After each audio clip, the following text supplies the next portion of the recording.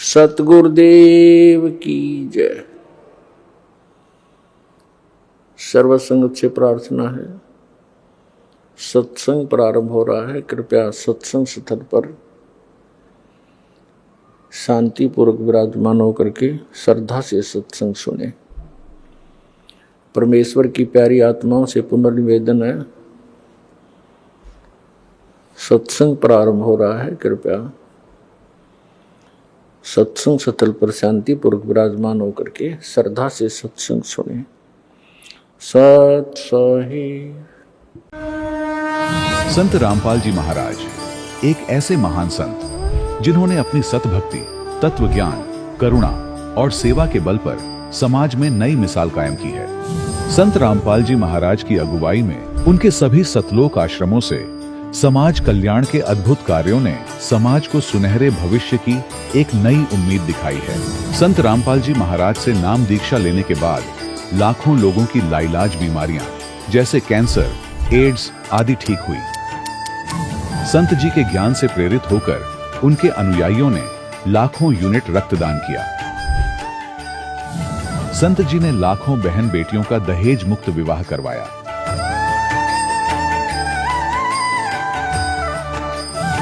संत जी ने लाखों लोगों का नशा छुड़वाया, करोड़ों उजड़े परिवार बसे।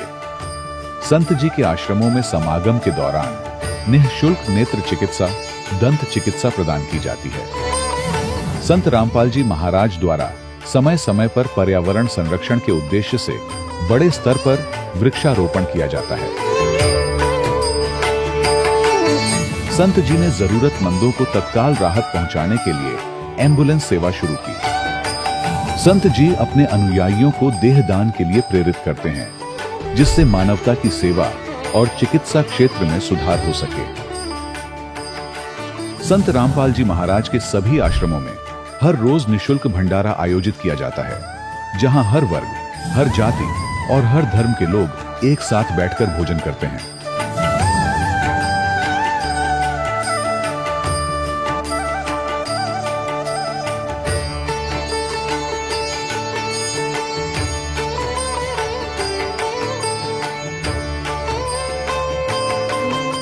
संत रामपाल जी महाराज की अन्नपूर्णा मुहिम ने गरीब और बेसहारा लोगों के जीवन में एक नई ऊर्जा और उम्मीद को जन्म दिया है।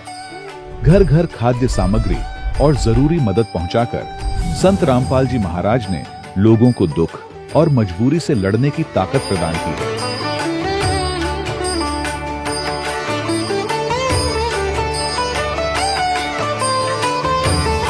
संत रामपाल जी महाराज द्वारा गरीब लोगों के लिए घर बनवाने का अद्भुत कार्य एक ऐसी मिसाल कायम कर रहा है जो सदियों सदियों संत जी की उदारता और दया भावना के तौर पर जाना जाएगा।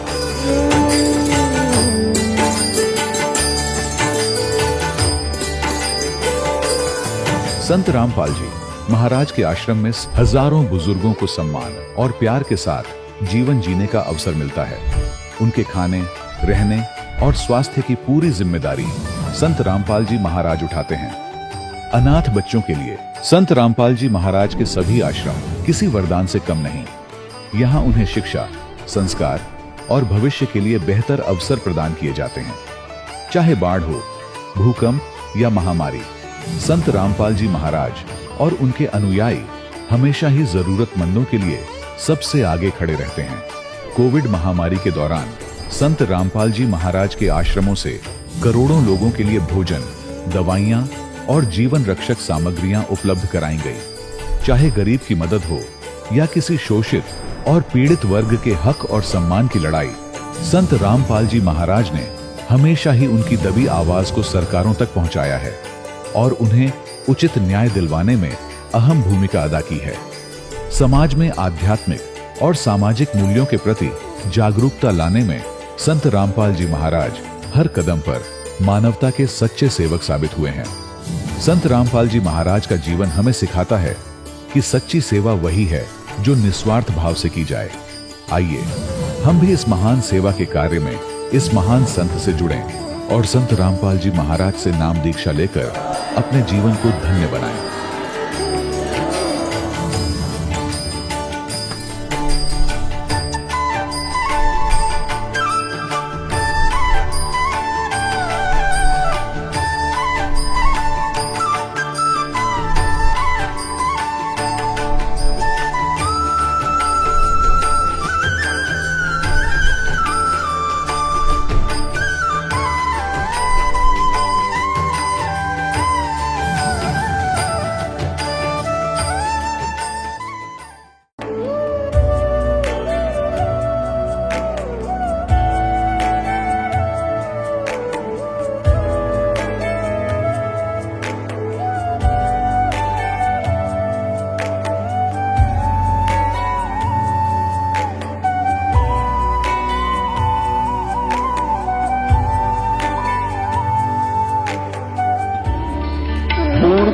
परमात्मा को पाने तथा उसका वास्तविक लाभ प्राप्त करने के लिए पवित्र बाइबल में प्रमाण है कि प्रभु ने मनुष्य को अपना ही स्वरूप बनाया। 6 दिन में सृष्टि रचकर 7वें दिन विश्राम किया। कुरान शरीफ में प्रमाण है कि हजरत मोहम्मद को खुदा स्वयं कह रहे हैं कि मैंने तुम्हें उस परमात्मा की महिमा बताने के लिए भेजा है। वो परमात्मा कबीर है जिसने 6 दिन में सृष्टि रची तथा 7वें दिन तख्त पर जा विराजा। उसकी खबर किसी बाखबर से पूछ कर तो देखो। कृपया अवश्य सुनिए जगत गुरु तत्वदर्शी संत रामपाल जी महाराज के अमृत वचन। आज के संत रामपाल जी महाराज के इस सत्संग में जिस वाणी और विचार पर हम गहराई से चिंतन करने जा रहे हैं वह हमारी आत्मा को झकझोर देने वाली है। कबीर साहिब और संत नित्यानंद जी महाराज की अमर वाणियों में कहा गया है, क्यों भूली घर अपना, यह ना देश तुम्हार, फिर पीछे पछतावेगी, कर ले सोच विचार। इस संसार में आकर हम इस झूठे और क्षणभंगुर जगत को ही अपना असली घर मान बैठे हैं, लेकिन यह देश हमारा नहीं है। हमारा असली ठिकाना, हमारी आत्मा का असली घर कोई और है, और उस असली घर का रास्ता हमें कौन दिखा सकता है। बिन सतगुरु ना पाइए घर अपने की राह। बिना सच्चे गुरु के इस ब्रह्मांड के उलझाव से निकलकर अपने निज घर पहुंचना असंभव है। आज के इस दौर में हमारे पास वेदों, गीता, पुराणों और संतों की वाणी रूपी कसौटी मौजूद है, जिससे हम सत्य और असत्य का निर्णय कर सकते हैं। आज के सत्संग में हम एक बहुत ही अद्भुत और प्रेरणादायक कथा के माध्यम से गुरु के महत्व और अहंकार के विनाश को समझेंगे। यह कथा है महर्षि वेदव्यास जी के पुत्र परम तपस्वी महर्षि सुखदेव जी की। सुखदेव जी जो जन्म से ही इतने ज्ञानवान थे कि माया के प्रभाव से बचने के लिए 12 वर्षों तक अपनी माता के गर्भ में रहे। जब वे बाहर आए तो जन्म लेते ही जंगल की ओर चल दिए। उन्हें अपनी पूर्व जन्म की सिद्धियां याद थीं। वे आकाश में उड़ सकते थे, वे सीधे बैकुंठ स्वर्ग लोक तक चले जाते थे। लेकिन इतने बड़े तपस्वी और सिद्ध पुरुष होने के बाद भी जब वे विष्णु लोक पहुंचे तो उन्हें द्वार पर ही रोक दिया गया। क्यों रोक दिया गया एक इतने बड़े तपस्वी को? क्योंकि वे निगुरा थे, उन्होंने कोई गुरु नहीं बनाया था। उनके अंदर यह सूक्ष्म अहंकार था कि मैं बाल ब्रह्मचारी हूं, मुझसे बड़ा ज्ञानी कौन है। आज हम जानेंगे कि कैसे भगवान विष्णु ने सुखदेव जी को वापस पृथ्वी पर भेजा, कैसे उनके पिता वेद व्यास जी ने उन्हें समझाया, और कैसे राजा जनक ने उनके इस सूक्ष्म अहंकार को तोड़कर उन्हें सच्चा आत्मज्ञान प्रदान किया। यह केवल कोई पौराणिक कथा नहीं है, यह हमारी और आपकी आत्मा के लिए एक आध्यात्मिक इंजेक्शन है, जो हमारे अज्ञान के रोग को मिटाने के लिए संत रामपाल जी महाराज ने सत्संग के माध्यम से बताया है। तो आइए शांत मन और पूरी श्रद्धा के साथ आज के इस अनमोल सत्संग से जुड़ते हैं और गुरु महिमा के इस ज्ञान को अपने हृदय में उतारते हैं। क्यों भूली घरे अपना, ये ना देश तुम्हारे, फिर पीछे पछतावेगी, कर ले सोच विचार। क्यों भूली घरे अपना, इस आत्मा को परमात्मा कबीर जी आकर के इसको सतर्क करते हैं, और परमात्मा से प्राप्त ज्ञान के आधार से अन्य संत भी इस आत्मा को यही संदेश देते हैं। क्या कहते हैं? क्यों भूली घरे अपना, ये ना देश तुम्हारे, फिर पीछे पछतावेगी, कर ले सोच विचार। बिन सतगुरु ना पाइए घर अपने की राह, संतों शरण लाग कर सुरत शब्द समा। शंख असंख्यों कोश है तेरे पिया का देश, एक पलक में पाइए ले सतगुरु उपदेश। सोन सलैली गैल है गगन मंडल के माही, प्रेम बिना पावे नहीं चाहे करोड़ समाधि लाए। नितानंद लो लायक चढ़ो महल मंझार, बहुर न भव जल आइए ये सपना संसार। होले सुहागण सुरता त्यार, मालक गिर जाना तू तो। होले सुहागण सुरता त्यार, मालक गिर जाना। तेरा सोन शेखर बरतार, मालिक गिर जाना है तेरा। सोन शेखर बरतार, मालिक गिर जाना है। नाले दोले ओढ़ पैर लेकर 16 श्रृंगार, नाले दोले ओढ़ पैर ले कर 16 श्रृंगार। आज नहीं तय तड़के परसों आवेंगे तेरे लनिहार, मालिक गिर जाना है तू तो।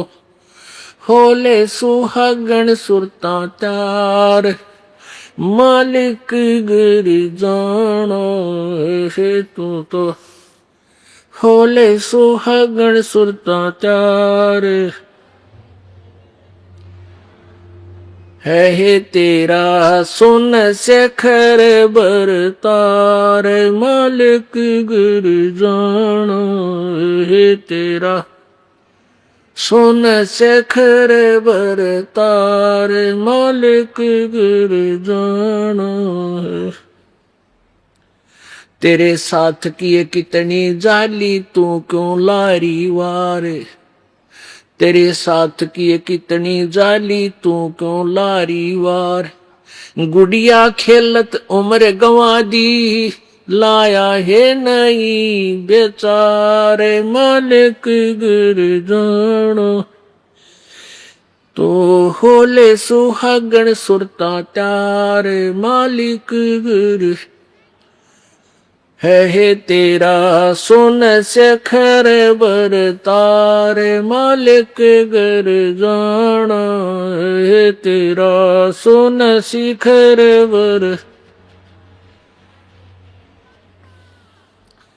सतगुरु मारे बानिया है करते बिणज व्यवहारे, सतगुरु मारे बानिया है करते बिणज व्यवहारे। बिन डांडी बिन पालड़े है तोले दिया संसार, मालिक गिर है तेरा। होले सुहागण सुरता त्यार, मालिक गिर है तेरा। सोन शेखर बरतार, मालिक गिर जाना है तेरा। सोन शेखर बरतार। सोन शिखर में सेज पिया की, हंस हंस कर ले प्यार। सोन शिखर में सेज पिया की, हंस हंस कर ले प्यार। कह कबीर सुनो मेरी सजनी, लूटो न अजब बहार, मालिक गिर जाना है तू तो। होले सुहागण सुरता त्यार, जाना है तेरा। सोन शिखर बरतार है तेरा। सोन शिखर बरतार, मालिक गिर जाना है तू तो। होले सुहागण सुरता त्यार, सच साही। अब इसमें क्या बताया है, क्यों भूली घर अपना। वैसे ये जो पहले वाला जो वाणी है ये संत नित्यानंद जी की है, लेकिन संत नित्यानंद जी विष्णु उपासक थे। संत गुमानी दास जी जो इनके गुरुदेव थे वो विष्णु जी के उपासक थे। और दिल्ली के अंदर एक चरणदास नाम के एक संत हुए हैं जिनको सुखदेव ऋषि आकर मिले थे स्वर्ग से, और उनको शिष्य बनाया था चरणदास जी को। तो दिल्ली के अंदर चरणदास नाम से एक संस्था है वैष्णव संतों की। उसी संत जैसे आदरणीय गरीबदास साहिब जी को तो परमेश्वर आकर मिले थे गुरु रूप में कबीर जी, और चरणदास जी को मिले थे सुखदेव ऋषि जो स्वर्ग गए हुए हैं। उन्होंने उनको आकर उनको शिष्य बनाया था, ज्ञान बताया था। जैसे जिस सत्र का ज्ञान सुखदेव जी को है वो स्वर्ग तक ही पहुंचा है जनक राजा जनक को गुरु बना के, तो उसी सत्र का ज्ञान चरणदास जी को सुखदेव जी ने दिया। और उस चरणदास जी वाली परंपरा से संस्था से उसी पंथ से जुड़े हुए संत गुमानी दास जी थे जो नारनौल के पास उनका एक आश्रम था। और नारनौल के नवाब के यहाँ नित्यानंद जी ये ब्राह्मण जाति से थे। वहां नित्यानंद, इनका वास्तविक नाम बचपन का नाम नंदलाल था, और नित्यानंद जी उर्फ नंदलाल जी के नाना जी उस नवाब के यहाँ नौकरी करते थे, उच्च पोस्ट पर थे। इस नंदलाल यानी नित्यानंद जी के माता पिता की मृत्यु हो गई थी, नाना नानी ने इनको पाला था। फिर वही नवाब के यहाँ उसको तहसीलदार की नौकरी पर लगवा दिया था। फिर इनको वहां ये गुमानी दास जी संत का संग हुआ, ज्ञान सुना, इन्होंने उनकी शरण ग्रहण की और नौकरी भी त्याग दी। इनकी पत्नी की मृत्यु हो गई थी नित्यानंद जी की। फिर ये वैराग हो गया पूर्ण रूप से संसार से कि पहले मेरे माता पिता की मृत्यु हुई, अब मेरी पत्नी मर गई, वह क्या भरोसा इस जीव का, किस में के बिजली गिर जावे। फिर उनको जैसा उसके भाग्य थे, जैसा संत मिला उसी को पूर्ण मानकर और उसी उनके द्वारा दिए गए मार्ग को पूर्ण मोक्ष मार्ग मान के उसी सत्र से फिर अपने उन्होंने तो तन मन धन लगा दिया, लेकिन पूर्ण गुरु ना मिलने से फिर भी काम अधूरा ही रह गया। तो यहां वो नित्यानंद जी अपने वो संकेत तो वही कर रहे हैं, ज्ञान वही बता रहे हैं, लेकिन वो ज्ञान टारगेट इनका स्वर्ग है। फिर भी हमने अपने मतलब का ज्ञान इससे निकालना है कि क्या क्या बातें बताई हैं और कैसा हमारी रहनी करनी, हमारा कैसा व्यवहार, किस प्रकार की श्रद्धा अपनी मालिक में होनी चाहिए, तो उससे हमने शिक्षा लेनी है। तो नित्यानंद जी अपने संकेत उसी तरह कर रहे हैं, ज्ञान वही दे रहे हैं। जैसे दूसरे शब्दों में बच्चे गेम खेलते हैं, एक तो जिला स्तर पर गेम खेला जाता है तो उसके भी नियम वैसे ही होते हैं, और फिर वो स्टेट स्तर पर यानी राज्य स्तर पर तो भी सेम उनके नियम होते हैं, टर्म एंड कंडीशंस, एक रूल एंड रेगुलेशन एक जैसे होता है। और फिर चाहे राष्ट्रीय स्तर पर खेलना चाहे अंतर्राष्ट्रीय स्तर पर खेलना, उनके नियम एक जैसे ही होते हैं, उनकी शिक्षा एक जैसी ही होती है, उनको जो कोचिंग दी जाती है एक जैसी ही होती है। तो यहाँ इसी प्रकार समझ लीजिए, नित्यानंद जी को कोचिंग मिली थी वो स्वर्ग तक की ही थी, वो स्वर्ग सत्र के प्लेयर थे। और कबीर परमेश्वर ने जो ज्ञान दिया फिर हमें इस बात का पता चला। तो हमारे जो संत जिनको परमात्मा आकर मिले, जैसे आदरणीय गरीबदास साहिब जी, आदरणीय नानक साहिब जी, आदरणीय दादू साहिब जी, आदरणीय मुलुकदास साहिब जी, आदरणीय घीसा दास साहिब जी, आदरणीय धर्मदास साहिब जी, आदि आदि महापुरुष, ये इंटरनेशनल सत्र के यानी वो सुप्रीम पावर तक के उपासक थे। तो हमने इन सभी ट्रेनिंग से, सभी कोचिंग से अपना, हम जिस सत्र का भी गेम खेलना चाहते हैं उसी सत्र पर, उसी सत्र से, उसी दृष्टिकोण से हम खेलें और सोचेंगे। क्यों भूली घर आपना, यह ना देश तुम्हार, फिर प्याछे पछतावगी, कर ले सोच विचार।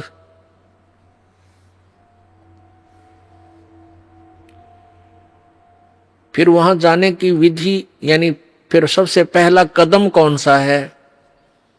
बिन सतगुरु ना पाइए, घर अपने की राह, संतों शरण लाग कर, सुरत शब्द समा।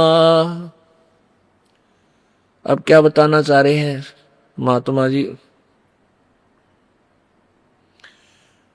बिन सतगुर ना पाइए, घर अपने की राह। जिस भी घर में जिसने जाना है, उस सत्र का, वहां का गाइड आपके पास हो तो आपको ले जा सकता है, नहीं तो इतना उलझेड़ा इस ब्रह्मांड में आप 100 जन्म, लाख जन्म, करोड़ जन्म भी नहीं जा सकते।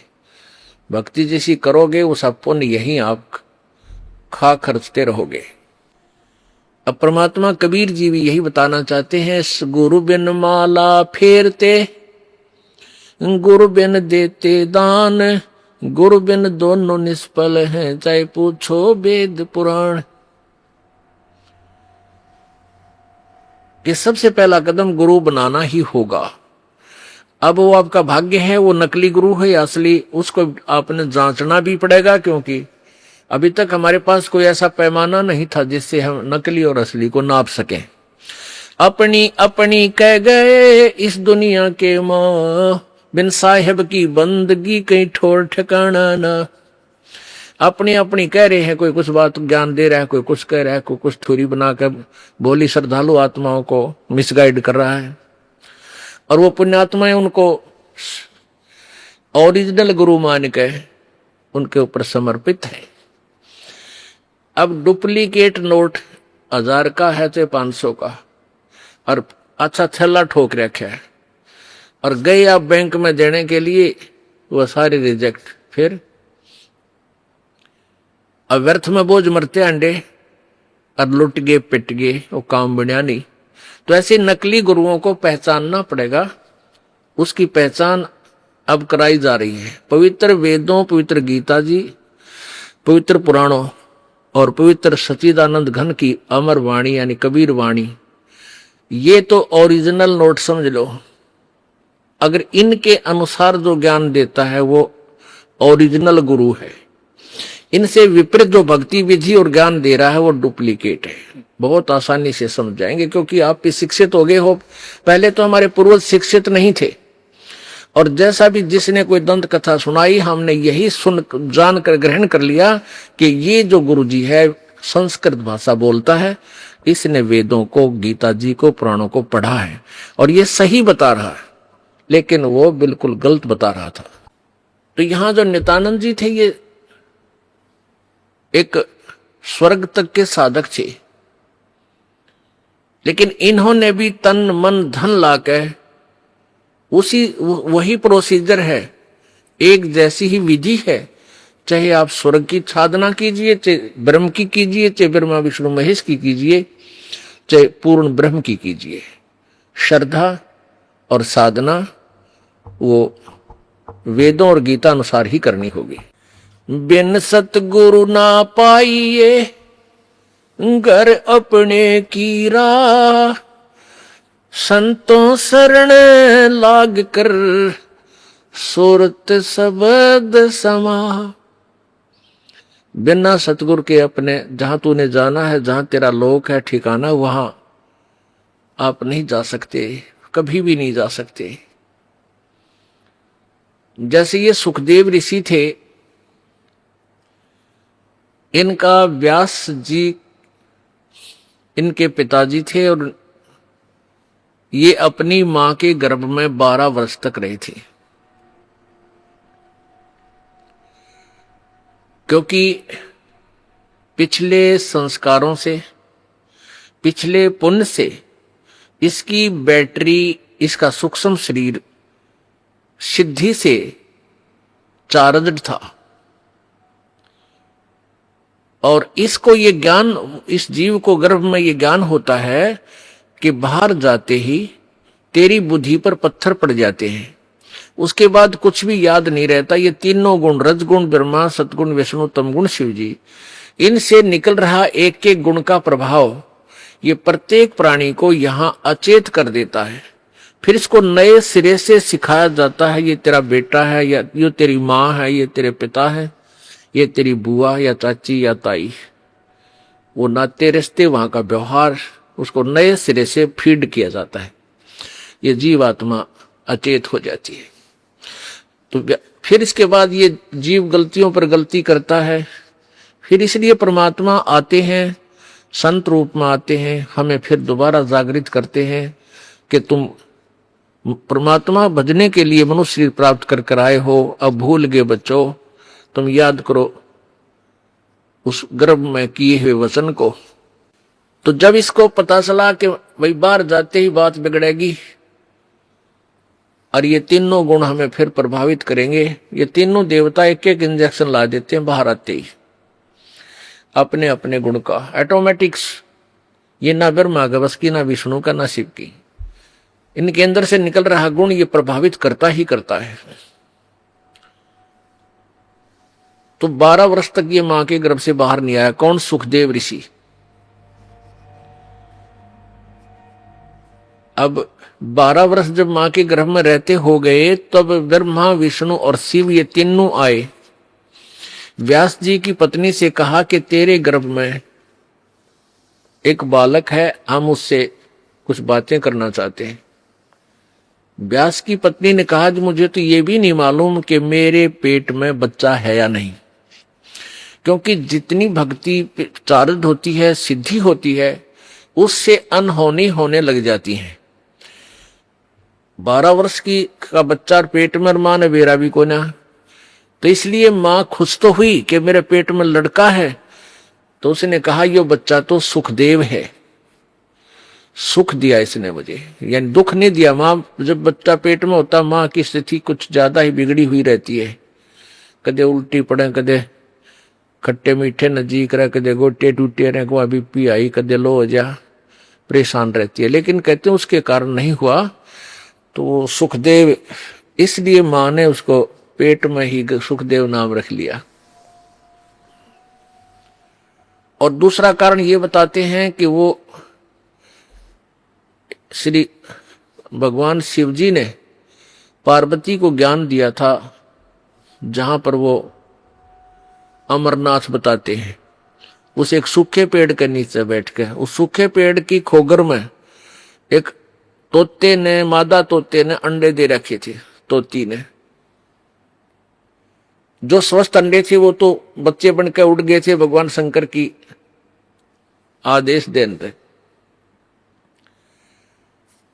और अपनी उनकी सिद्धि थे। लेकिन वो गंदा अंडा था, वो उड़ा नहीं, स्वस्थ नहीं हुआ। फिर वो जब ज्ञान देने लगी पार्वती जी को भगवान शंकर जी, तो उन शंकर जी के वचनों से, उनके वचनों से वो अंडा स्वस्थ हो गया, यानी सत्संग से अंडा स्वस्थ हो गया। स्वस्थ होकर फिर तो वो सुख यानी तोते का बच्चा रूप में निकल गए और हुंकारे वर्ण लग गया। जो ज्ञान दिया जा रहा था पार्वती को, वो भी उसमें हाँ हूं, हाँ ठीक है, ऐसे बोलने लगा। तो पार्वती तो समाधिस्थ होगी, वो तो सचेत थी नहीं, बोल नहीं रही थी।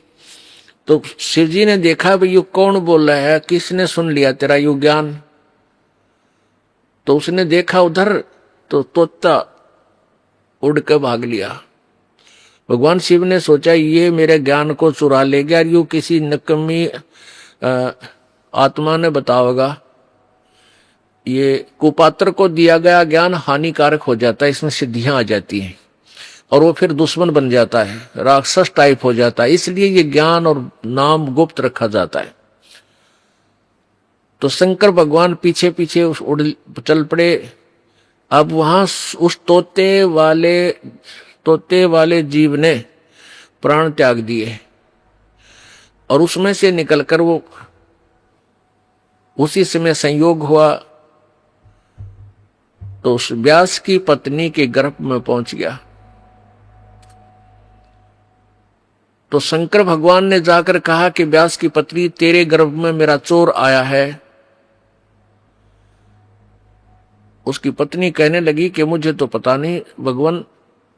फिर व्यास जी आगे कि आओ महाराज, भगवान कैसे आना हुआ कि आपकी पत्नी के गर्भ में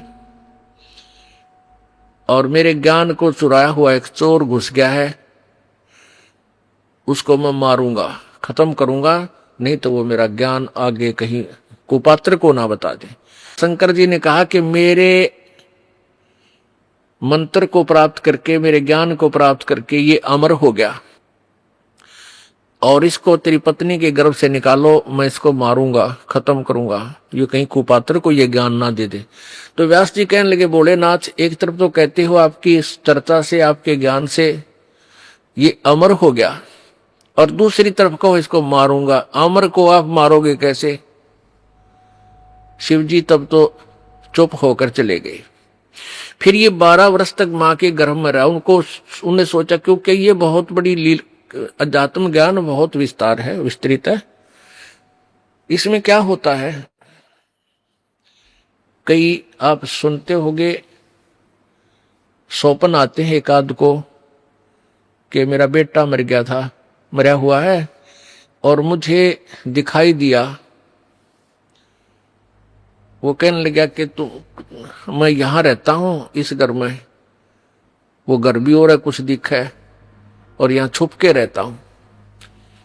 एक बच्चा जो था उसको पुनर्जन्म की याद थी, उसको पुनर्जन्म की याद थी अपने की, और वो 5-6 वर्ष का होते ही अपने पुनर्जन्म की सारी बातें, घर भी, गांव भी, नाम भी, माता पिता के, पत्नी के भी नाम बता दिए।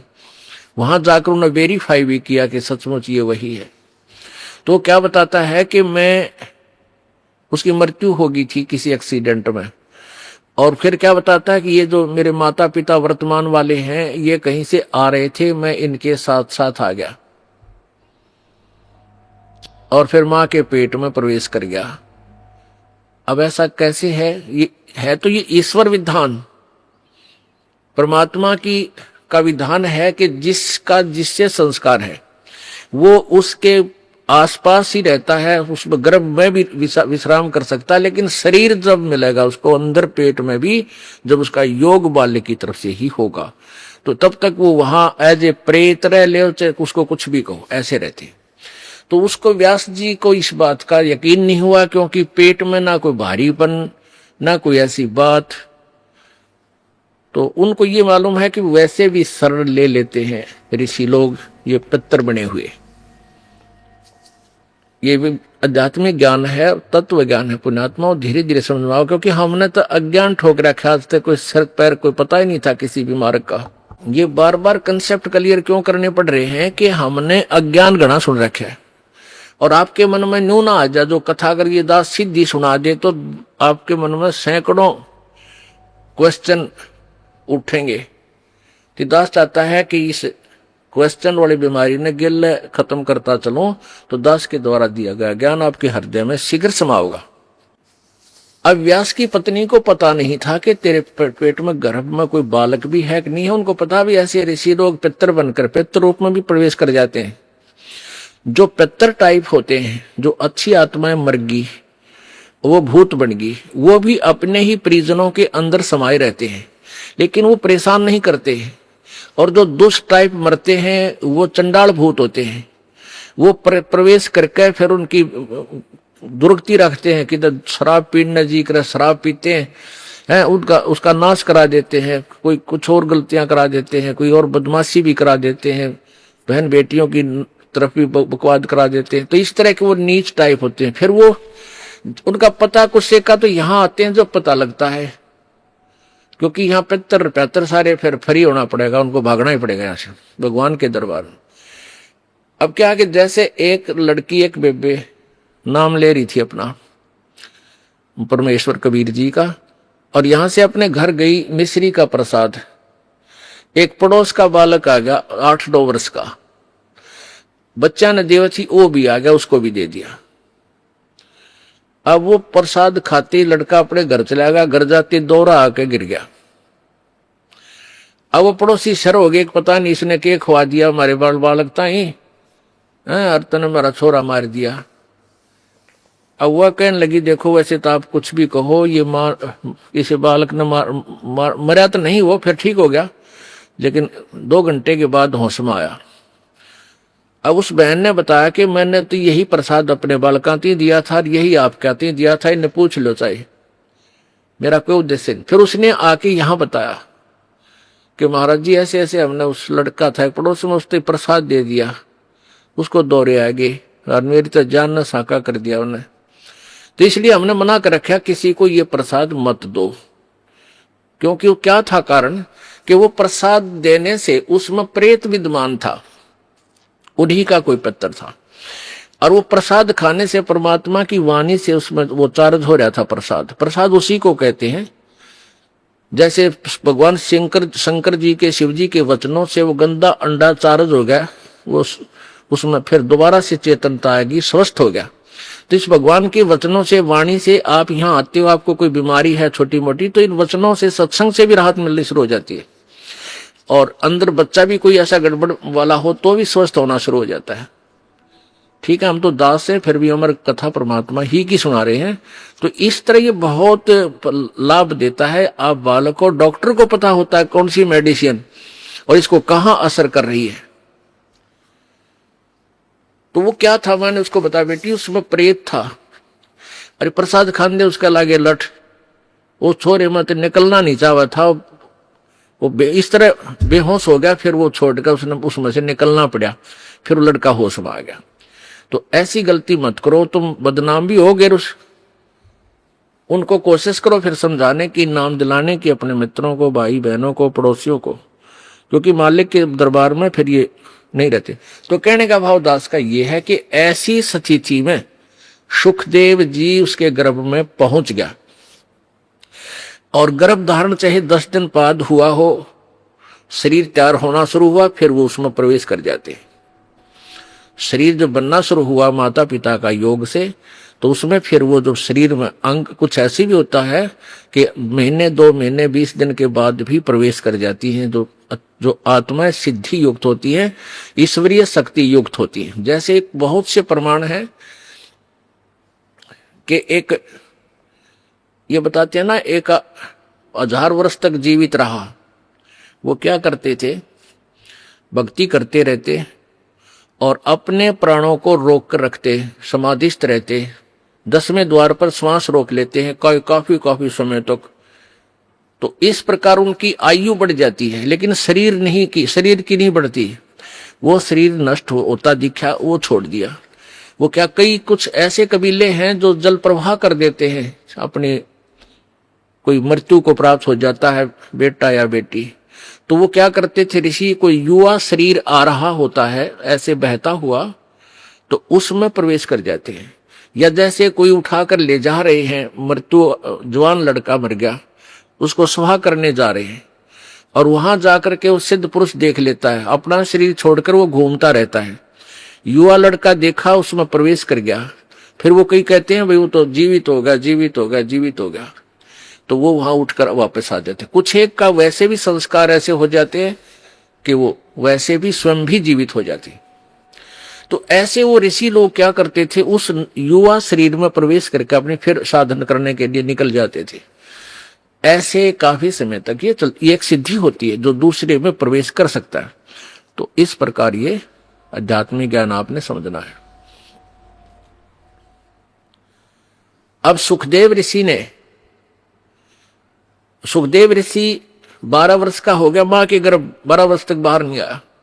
अब ब्रह्मा विष्णु महेश दोनों आए, और तीनों आए, ब्रह्मा विष्णु महेश तीनों ने आकर कहा कि व्यास की पत्नी, आपके गर्भ में एक बालक है, उसको हम 2 बात करना चाहते हैं।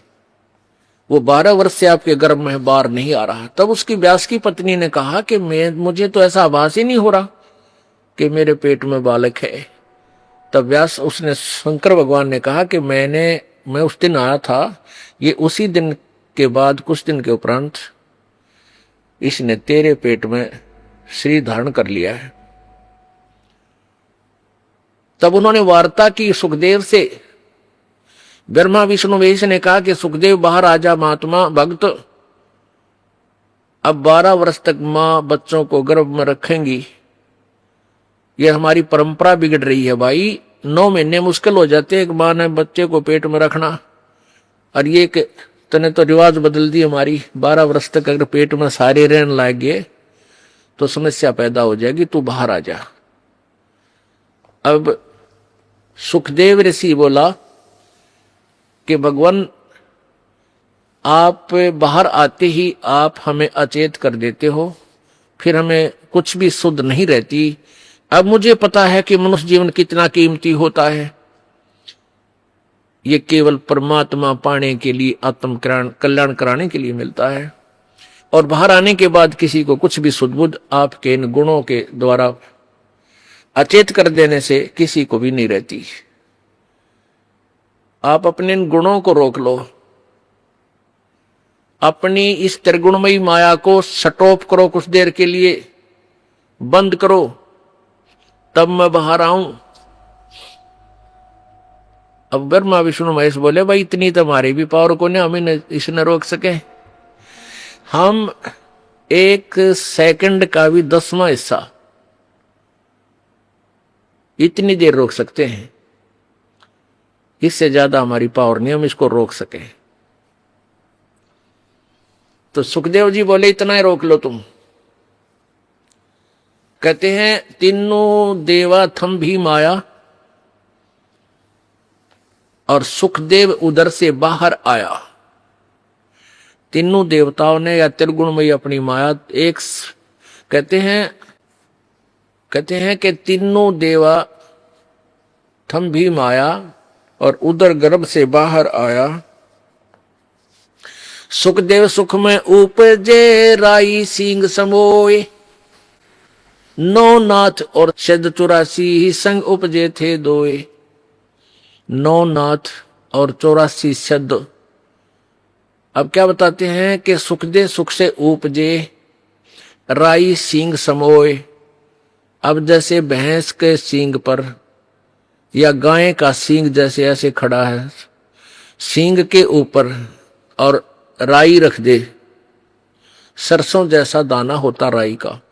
ये पहले ऐसे ही एग्जाम्पल होया करते, इस तरह की ही जो है ना कथाएं होती थी, इस तरह की कहानियां होती थी।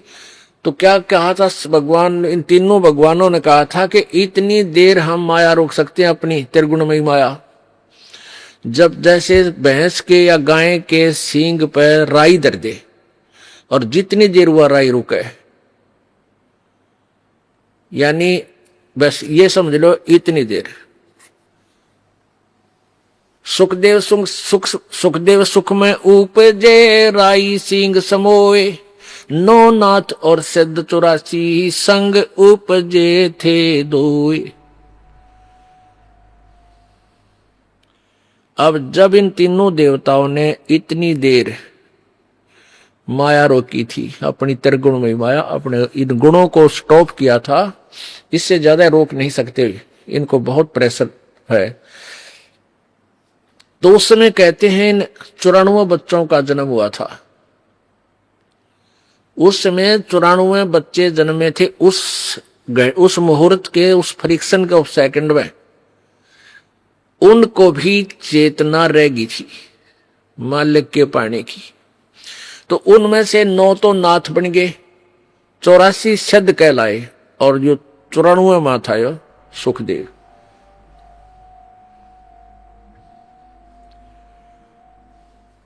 तो सुखदेव जी बाहर आए, उठकर अपनी कमर पर अपनी और नालियों की नो टांग के गेर के कंधे पर स्पीड खींच दी, चल पड़े। अब पुत्र के बारे में, पुत्र का मोह और पुत्र प्राप्ति बड़े सौभाग्य से मानी जाती है, जैसा कि इन लोक वेद वाले ने सबके घर ये इंजेक्शन ला रखा है और सभी पुत्र की इंतजार करते थे। तो 12 वर्ष बाट देखी, मतलब 12 वर्ष के बाद पुत्र आने वाला है। इस खुशी में व्यास जी फूला नहीं समावे, मेरा बेटा होगा, मेरा बेटा होगा। बेटा होया और बेटा उठ के चल पड़ा। तो व्यास ने कहा, अरे पुत्र, ए पुत्र, अरे एक बार सकलता दिखा देने कम में तू चाल पड़ा। तेरे लिए मैं 12 कितने दिनों से भटक रहा था, मैं मेरा पुत्र नहीं हुआ, क्या कोई बालक नहीं हो रहा था। तब पीछे से ही कहता है वो सुखदेव, एक लेवा एक देवा दूतम, कोई किसे का पिता नहीं पूतम, ऋण संबंध जुड़ा एक ठाठा, अंश में सब 12 बाटा।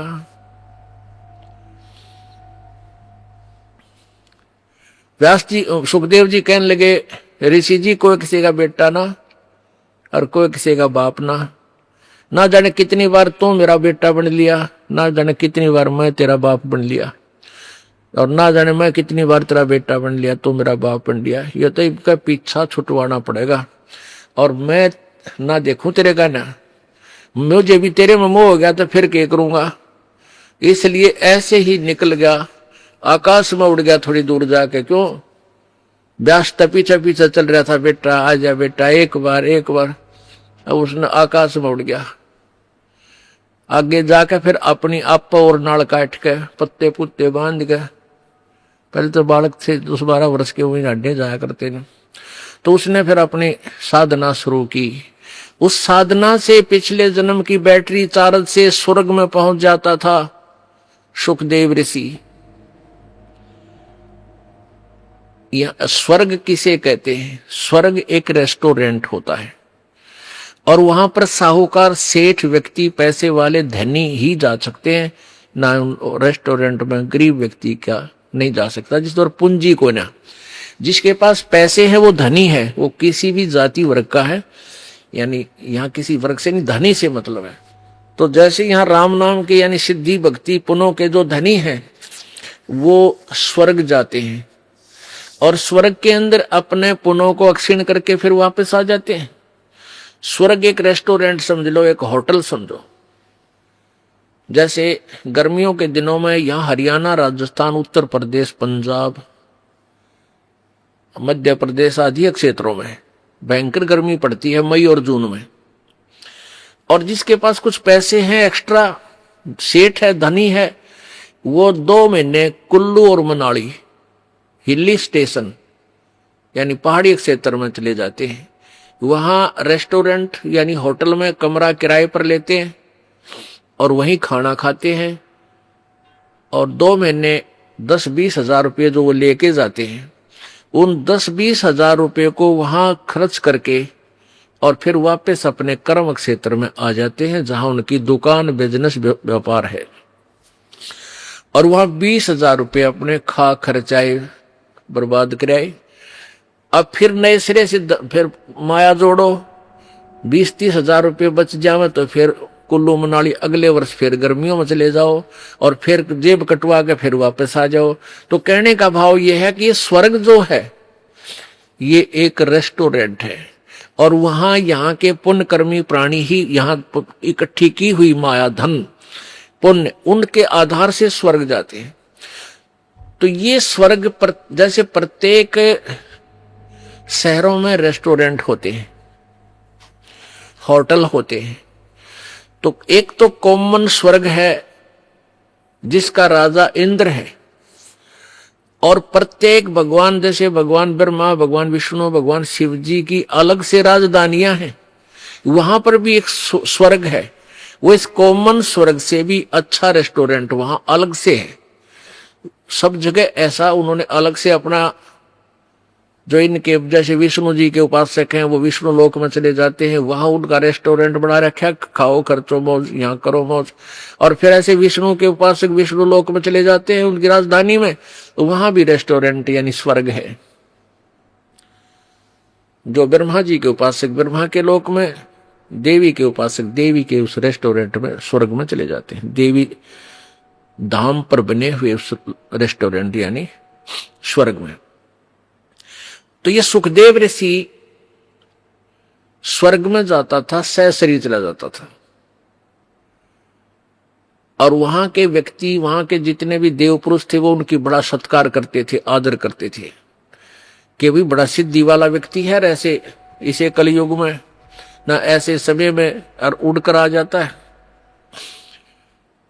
एक दिन वो विष्णु जी के लोक में चला गया। कौन? सुखदेव। उसकी पिछले पनों की बैटरी चार्ज थी, पिछले पनों से उसके शरीर में वो सिद्धि शक्ति थी। एक सिद्धि आकाश से उड़ जाई, एक सिद्धि जल पैर न लाई, एक सिद्धि कुछ खावन पीवे, एक सिद्धि जो बहु जुग जीवे। इस तरह ये 24 सिद्धियां हैं। उनमें से एक आकाश में उड़ जाने वाली सिद्धि सुखदेव को प्राप्त हुई और हल्दी की गांठ से पंसारी बन गया, महर्षि सिद्ध बन गया। अब वो विष्णु लोक में पहुंच गया, जो कारण अला अला वो वहां पहुंच गया। अब जो ही विष्णु लोक में वो पहुंचा तो वहां स्वर्ग में पहुंचा, उस रेस्टोरेंट यानी रेस्ट हाउस में, वो वीआईपी रेस्ट हाउस। वहां जाकर उसने पहरेदारों से, नौकरों से, पार्षदों से कहा कि मैं पृथ्वी लोक से आया हूं, सुखदेव ऋषि मेरा नाम है और मैं स्वर्ग में जाना चाहता हूं। अब उनने वहां जो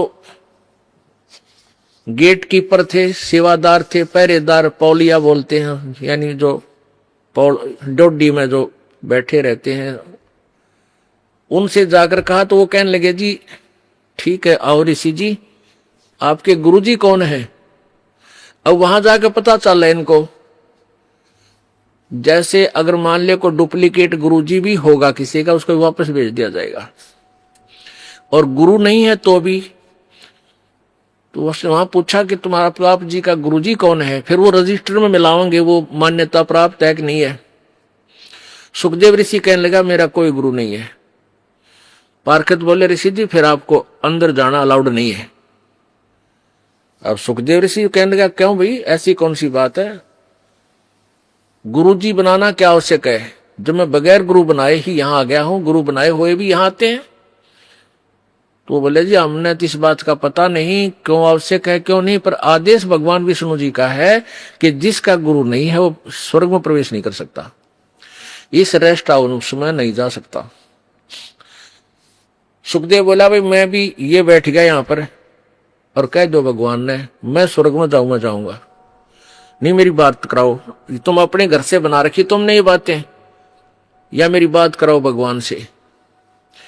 वो पर जो पहले वो नौकर थे, सेवक थे, दास थे, वो गए भगवान के पास के प्रभु एक सुखदेव नाम के ऋषि आए हैं पृथ्वी लोक से, उनका कोई गुरु नहीं है और वो अंदर जाने की जिद कर रहे हैं, हट कर रहे हैं। हमने आपका आदेश भी सुना दिया पर वो मान नहीं रहे हैं, वहीं बैठे हैं। तो विष्णु जी ने कहा यहां लाओ बुला के। अब जो बुलाकर ले गए ऋषि जी को, अब देखो पुण्यात्मा, सुखदेव ने सोचा तो नहीं था कि भगवान मैंने शाबाशी देंगे, कि वाह बेटा वाह कमाल कर दिया ऋषि जी, तने तो बड़ी कमाई करी, बड़ा उत्तम बच्चा है तो बड़ा खुश होंगे और सीने से लगाएंगे, बहुत अच्छी आत्मा है, सतगुण युक्त भगवान है। अब जब वो सामने खड़ा हुआ सुखदेव ऋषि, तो भगवान विष्णु ने कहा भी यहां किस लिए आया ऋषि जी, कारण बताया यहां आने का। जब चेहरे पर वह रौनक ना देखी भगवान का, वादा फ्यूज तो उड़े हो लिया, बात तो बिगड़ गई। कहने लगा भगवान मैं रेस्ट इस स्वर्ग में एंटर करना चाहूं था, आपके पार्षद ना करने देते। भगवान ने पूछा अपने नौकरों से भाई क्यों नहीं जाने देते ऋषि जी को, क्या कारण है? पार्षदों ने बताया, उन सेवादारों ने बताया कि भगवान इन गुरु को नहीं बना रखा, ये विदाउट गुरु है, निगुरे हैं ये। तब भगवान विष्णु बोला अरे सुखदेव तेरी मति मारी गई, तेने कोई गुरु नहीं बना रखा? अगर नहीं भगवान, कि जाओ और गुरु धारण करो और फिर यहां आओ बेटा, क्यों नहीं रस्ट तुझे स्वर्ग में रखेंगे, बगैर गुरु के यहां आ नहीं सकता, ये नियम है भगवान, अध्यात्म नियम है। अब सुखदेव कहता है कि भगवान उस पृथ्वी लोक पर मेरे तुलना में मेरे बराबर कोई संत ऋषि नहीं है, मैं किससे को गुरु बनाऊं। अब विष्णु जी बोले भाई यह भी तेरी कमजोरी है, यह भी कमजोरी है तेरे अंदर, यह भी एक निकम्मापन बोल रहा है जब तू अपने आप को इतना महान बना बैठा। एक बुढ़ा एक डॉक्टर के पास गया। अब अस्थि पिंजर सा रह रहा, बूढ़ा कति कमजोर, हड्डी चाम सूख गया, मांस सूख रहा। डॉक्टर से कहने लगा डॉक्टर जी मैं जब खड़ा होता हूं मुझे चक्कर आवे हैं, चक्कर से आते हैं। तो डॉक्टर ने देख लिया अस्थि पिंजर रह रहा बूढ़ा ने बोला बाबा जी तेरा कमजोरी है, यानी शारीरिक वीकनेस है, यानी आपका शारीरिक कमजोरी है, ताकत कोई ना रही, बुढ़ापा आ गया। कहने लगा मेरी पिंडियां में दर्द हुआ है, पिंडी भड़के हैं, यानी पिंडलियों में पीड़ा रहती है। डॉक्टर बोला कमजोरी है। ने बोला कट दुख है डॉक्टर जी, कमर में दर्द रहता है। डॉक्टर बोला कमजोरी है। और बूढ़ा छोम आ गया, गुस्सा हो गया। ने बोला तू डॉक्टर है गम चक्कर है, एक के बाद जाना है कमजोरी है कमजोरी है, और भी क्यों लाल हो गया। डॉक्टर बोला बाबा यह भी कमजोरी है, क्योंकि कमजोर आदमी ने गुस्सा गड़ा हुआ है, जिसमें शारीरिक बल नहीं होता उसमें क्रोध भी गणा उसे, तो यह भी एक कमजोरी है तेरी के लक्षण है। तो उस समय भगवान श्री विष्णु ने कहा कि यह भी तेरी कमजोरी है सुखदेव, जो तू अपने आप को एक महान मान रहा है। अरे महान तो एक का है संसार में, वो परम पिता, और दूसरा अपने आप को इतना अंडी मान है, वो निकम्मा आदमी है, घोर निकम्मा, और निकल जाए यहां से। और कहा अब जाके राजा जनक को गुरु बना, राजा जनक से उपदेश ले, वो आज के वक्त में मेरे सत्र का और स्वर्ग सत्र का वो मान्यता प्राप्त गुरु है। अब वहां से तो मुंह लटका के चल पड़ा। अब आ गया उस इंद्र वाले स्वर्ग में, कॉमन स्वर्ग में। अब वहां जब वो पहले आता था तो चेहरा न्यारा खिला हुआ होता था, उस दिन गया तो मुंह लटका हुआ था। अब वहां बैठे देवताओं ने पूछा कि आओ महात्मा जी, महर्षि जी, आज किस टेंशन में हो आप, क्या चिंता है आपको। अब सुखदेव ऋषि कहने लगा भाई महापुरुषों चिंता का तो कमी है ना रही चिंता की। तो मैं ऐसे ऐसे विष्णु जी के पास गया था भगवान के लोक में, और वहां मुझे स्वर्ग में रहने से मना कर दिया, भगवान विष्णु जी ने भी मना कर दिया। लेकिन वो देवता कहने लगे, दूसरे जो वहां स्वर्ग में के वासी थे, कहने लगे सुखदेव सच्ची बात बता, तने के गुस्ताखी कर रखी है। भगवान विष्णु वो तो बड़े खुश होते हैं, देवताओं को सीने से लगाते हैं, ऋषियों को भक्तों को सबको प्यार देते हैं। तो अपनी नालायकी बता के गलती करे, गड़बड़ कहां है। तो भगवान ने क्यों मना किया आपको वहां रहने से। तब सुखदेव ऋषि कहता है कि भाई मैंने गुरु ना बना रखे, मैंने गुरु धारण नहीं कर रखा। तो वहां जितने भी कागभूषण या दूसरे ऋषि थे, नारद जी या दूसरे संत देवता बैठे थे, कहने लगे ऋषि जी तुमने तो जुल्म कर दिया। ओहो, अरे हम तो आपको बुद्धिमान व्यक्ति मानने थे, शायद आपने गुरु धारण कर रखा होगा इसलिए यहाँ आते थे। आगे से यहां भी आपको हम अच्छी दृष्टि से नहीं देखेंगे अगर आपका गुरु नहीं होगा तो। तब वो कहने लगे भाई आज तो चलो कोई नाम ना ले, वह पिछला पुण्य है, जब तक तो ये बैटरी चार्ज रहेगी, सुख भी रहेगा, घर में भी सुख रहेगा, सारे ठाठ नजर आएंगे। जिस दिन ये पुण्य समाप्त हो जाएंगे और फिर पाप कर्म का जब गिरडा फिरेगा, पापों का जब चक्कर चलेगा, तब भाई 84 लाख योनियों में कितने गधे बने पाओगे। जो ही उन्होंने कहा कि 84 लाख योनियों में अगर गुरु लेकर के पुनः बैटरी चार्ज नहीं की, गुरु से उपदेश नहीं लिया, गुरु नहीं बनाया, तो अगले जन्म में गधे की योनि में भी जा सकते हैं। तो एक आधा सख्त बोलनिया भी होता है, कहने लगे सुखदेव या 2 दिन के सोच ले, तेरी सिद्धि चार्ज हो रही है बैटरी, या खत्म हो जाएगी फिर गधा बनेगा। अब जो ही उन्होंने कहा कि गधा बनेगा तो उसको अपना पिछले जन्म पूर्व जन्म की एक कथा याद आ गई, एक जीवन याद आ गया कि उसमें वो अंधा बना हुआ था, गधा बना हुआ था और गधा भी अंधा। तब सुखदेव ऋषि ने कहा कि ओहो, आप बात तो सही कह रहे हो। एक बार मैं गधा की योनि भोग रहा था और अंधा हो गया। मेरे मालिक कुमार ने मुझे त्याग दिया, 2 मारे लठ और कर दिया जंगल की ओर। तो मैं चल पड़ा एक पगडंडी पर, चलता चलता चलता चलता दूर जंगल में चला गया। वहां एक थोड़ा सा नाला था, उस नाले में मैं गिरने लगा। मैंने अगले पैर जब जाने लगे, मैंने थोड़ा सा आगे को भागना चाहा, इतने में अगले पैर आगे से जा टिका अगले किनारे पर, पीछा टिक गया पिछले किनारे पर, पुड़ी बन गई मेरी, फिक्स हो गया, नीचे पैर टिके नहीं। तो वहां इक्का दुक्का आदमी आवा था, क्योंकि दूर स्थान होने के कारण वो मेरे ऊपर पैर रखे और पार हो जाए। उनने मैं पुड़ी बना दिया, पुल बना दिया। और 1 हफ्ते तक, 10 दिन तक मैं भुगत भुगत कर मरा।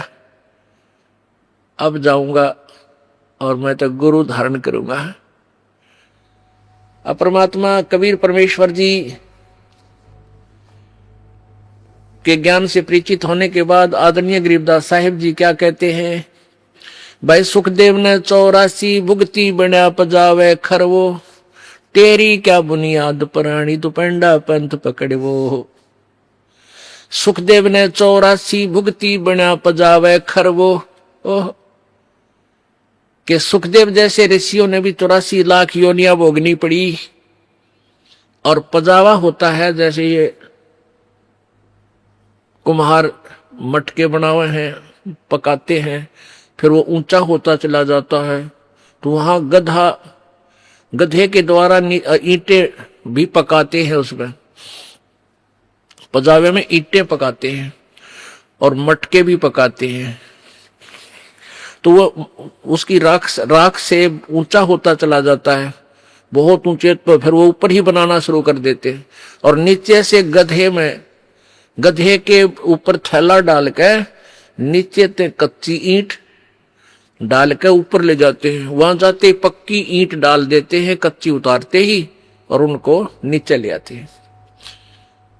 यहां बताना चाहते हैं कि सुखदेव ने 84 भुगती, 84 लाख योनियां भोगनी पड़ी जो सच साधना नहीं कर रहे हो तुम। और बिना पजावे खरवो, खर माने गधा, और तेरी क्या बुनियाद पराड़ी तू पेंडा पंथ पकड़वो। आपकी क्या बुनियाद है, आपकी क्या औकात है, आप वो रास्ता पकड़ो। पेंडा माने रास्ता, पंथ। अपने आत्माओं थोड़ा सा सावधानी से सुना करो सत्संग में। ये बात कहने सुन की ना है, ये कर पाड़न की है। ये कोई कथा नहीं, हम कोई कथावाचक नहीं है। हम आपके ये इंजेक्शन ला रहे हैं, और जो इस इंजेक्शन की दवाई ना अंदर नहीं जान दोगे, कान नामक है, इंजेक्शन लगते हैं ये, और तुम कान ठीक नहीं रखोगे, इंजेक्शन की औषधि बाहर गिर जाएगी। वो लाभ के देगी आपको, क्यों दो, यहां किस लिए आए, फिर आपको लाभ क्या होगा। ये मानव शरीर सदा नहीं रहेगा, और इस मानव शरीर का उद्देश्य क्या है वो आपको सत्संग से ही पता चलेगा। समाज में तो आपको जितना ज्ञान था वो आपको पता है, केवल रोजी रोटी पेट भरने के धंधे तक ही वो आपको ट्रेनिंग देते हैं। अब इस कथा से आपको हर तरह से शिक्षा मिलेगी। तो क्या फिर सुखदेव ऋषि ने उन ऋषियों से कहा कि महात्माओं बात तो आपकी ठीक है और गुरु भी बनाऊंगा, लेकिन भगवान ने तो एक और समस्या पैदा कर दी। अब वो ऋषि बोले, वो देवता बोले वहां के, कहने लगे सुखदेव पहले तो तने बोलन का बेरा नहीं। अरे भगवान समस्या पैदा करते हैं कभी, और तो उनको समस्या मानता। जो भगवान तुझे कोई वचन बताए होंगे, कोई ज्ञान दिया है, उसको तू समस्या कहता है। अब उसने क्या कहा कि भगवान ने एक समस्या और मेरे सामने खड़ी कर दी। वो देवता बोले क्या खड़ी कर दी भाई, ऋषि जी बताओ। कि भगवान ने कहा है कि राजा जनक से नाम ले, उनको गुरु धारण कर। अब क्या कहता है वो सुखदेव ऋषि, ठीक है अच्छी आत्मा भी थी, सिद्धि भी थी, पिछले पुण्य भी थे, लेकिन शिष्टाचार और अभिमान, शिष्टाचार नहीं था, अभिमान का भरा पड़ा था। और अभिमान इस प्राणी को किसी भी प्रकार का हो वो भगवान से कोसों दूर रखता है। अभिमान और भगवान का खड़ा एक्सीडेंट है। जिसके अंदर जरा सा भी अहम है, अभिमान है, भगवान निकट नहीं आ सकता। ठीक है, जैसा कर रहा है वो दे देगा तेरे को वैसा ही, लेकिन मालिक नहीं मिलेगा। अब क्या अभिमान था? जनक विदेही राजा भाई, कैसे शीस निभाऊं जाई। राजा जनक गृहस्थी भाई, कैसे शीस निभाऊं जाई। सुखदेव बोले वचन विवेका, हम स्त्री का मुख नहीं देखा। राजा जनक गृहस्थी भाई ही, कैसे शीस निभाऊं जाई। अब यहां बात बिगड़ी हुई, सारे इस यहीं तक सीमित है सबकी बुद्धि। अब जिसने घर त्याग दिया वो कर्म सन्यासी हो गया। बालक त्याग दिए, राज त्याग दिया, जंगल में जा बैठा, वो कर्म सन्यासी है। और जो बाल बच्चों के साथ या घर पे रहता है वो कर्म योगी है।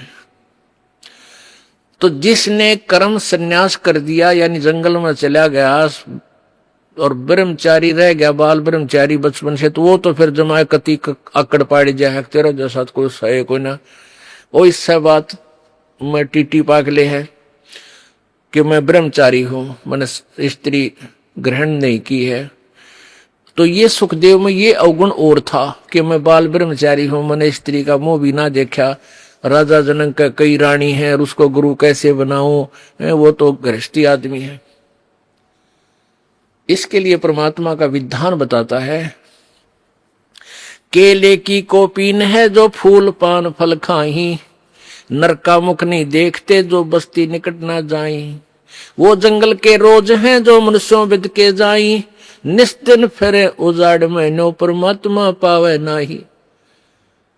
अब क्या कहते हैं भाई, एक व्यक्ति कह रहा था ना, बोला वहां ऋषिकेश तो ऊपर एक जंगलों है में एक ऐसा महात्मा रहता है, शरीर पर नी वस्त्र रहता, कोई कपड़े नहीं रखता, ना खाना खाता, फूल पत्ते खाकर अपना साधना करता है और लंगोट की जगह कर केले के पत्ते बांध रहा है।